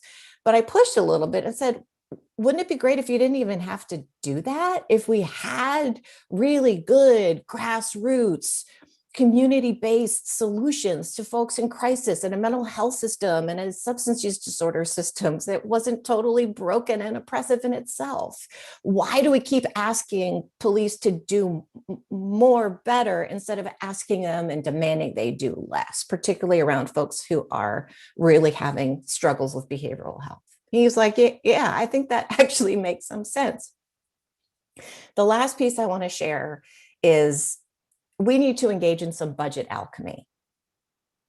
Half of Multnomah County's general fund goes towards the public safety system, and that doesn't even include policing.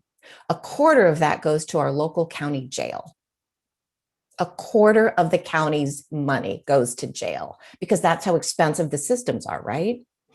So we have a newly elected DA, good friend, 77% of the vote. He like super landslide, way progressive, and his job is damn hard to help make change, even though he wants to do it. So we had a meeting earlier this week, and I just said, dream with me, Mike. 15,000 cases are prosecuted in Multnomah County annually. 13,000 of those are misdemeanors. Yes, that includes domestic violence, that includes driving under the influence and some, scary, scary things. But what if we stopped prosecuting like disorderly conduct and theft 3 and tiny little, why do we do this?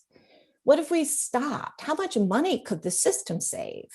And could we engage in agreements that says if we stop prosecuting X% of the charges, we could save this many millions of dollars. And we have a commitment through this planning process to infusing community-based agencies to culturally specific providers that everybody's screaming for. There's a way to do this. So I really hope, I mean, I'm almost 50. I got like 10 years left in me in this job. If we can do this, this is my try. This is my try to make it happen. Work with government and with folks who've been impacted by systems to see if I can find a different path forward, at least in our little microcosm of the country. I certainly hope so. If it fails, I think there'll be lessons learned. And if we succeed, there'll obviously be lessons learned too. Abby, thank you so much for sharing all that. And thanks again to Keith, Fatimah, Abby, all of you all for really giving us these specific examples and putting images and ideas into our heads about values in real life, in individual lives, in policy making, in practice, in systems. Very, very much appreciated all your thinking and your work. So we're going to be now breaking out into small discussion groups for a little while.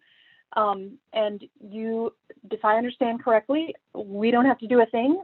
The magic of Zoom is going to route us into different rooms in just a moment here, where we'll have a chance for some informal discussion, just for about 40 minutes or so. We're gonna talk together in our smaller groups, so we have a chance to all dig in a little bit more and really spend a little more time in conversation. We'll then come back to this group again, automatically by the magic of Zoom. And we'll have a couple little quick housekeeping, and then we will have our break from 4:30 to 4:45 Eastern before we come back for one last hour together to report out on the conversations we have in our smaller groups and to wrap up our day together. So, we will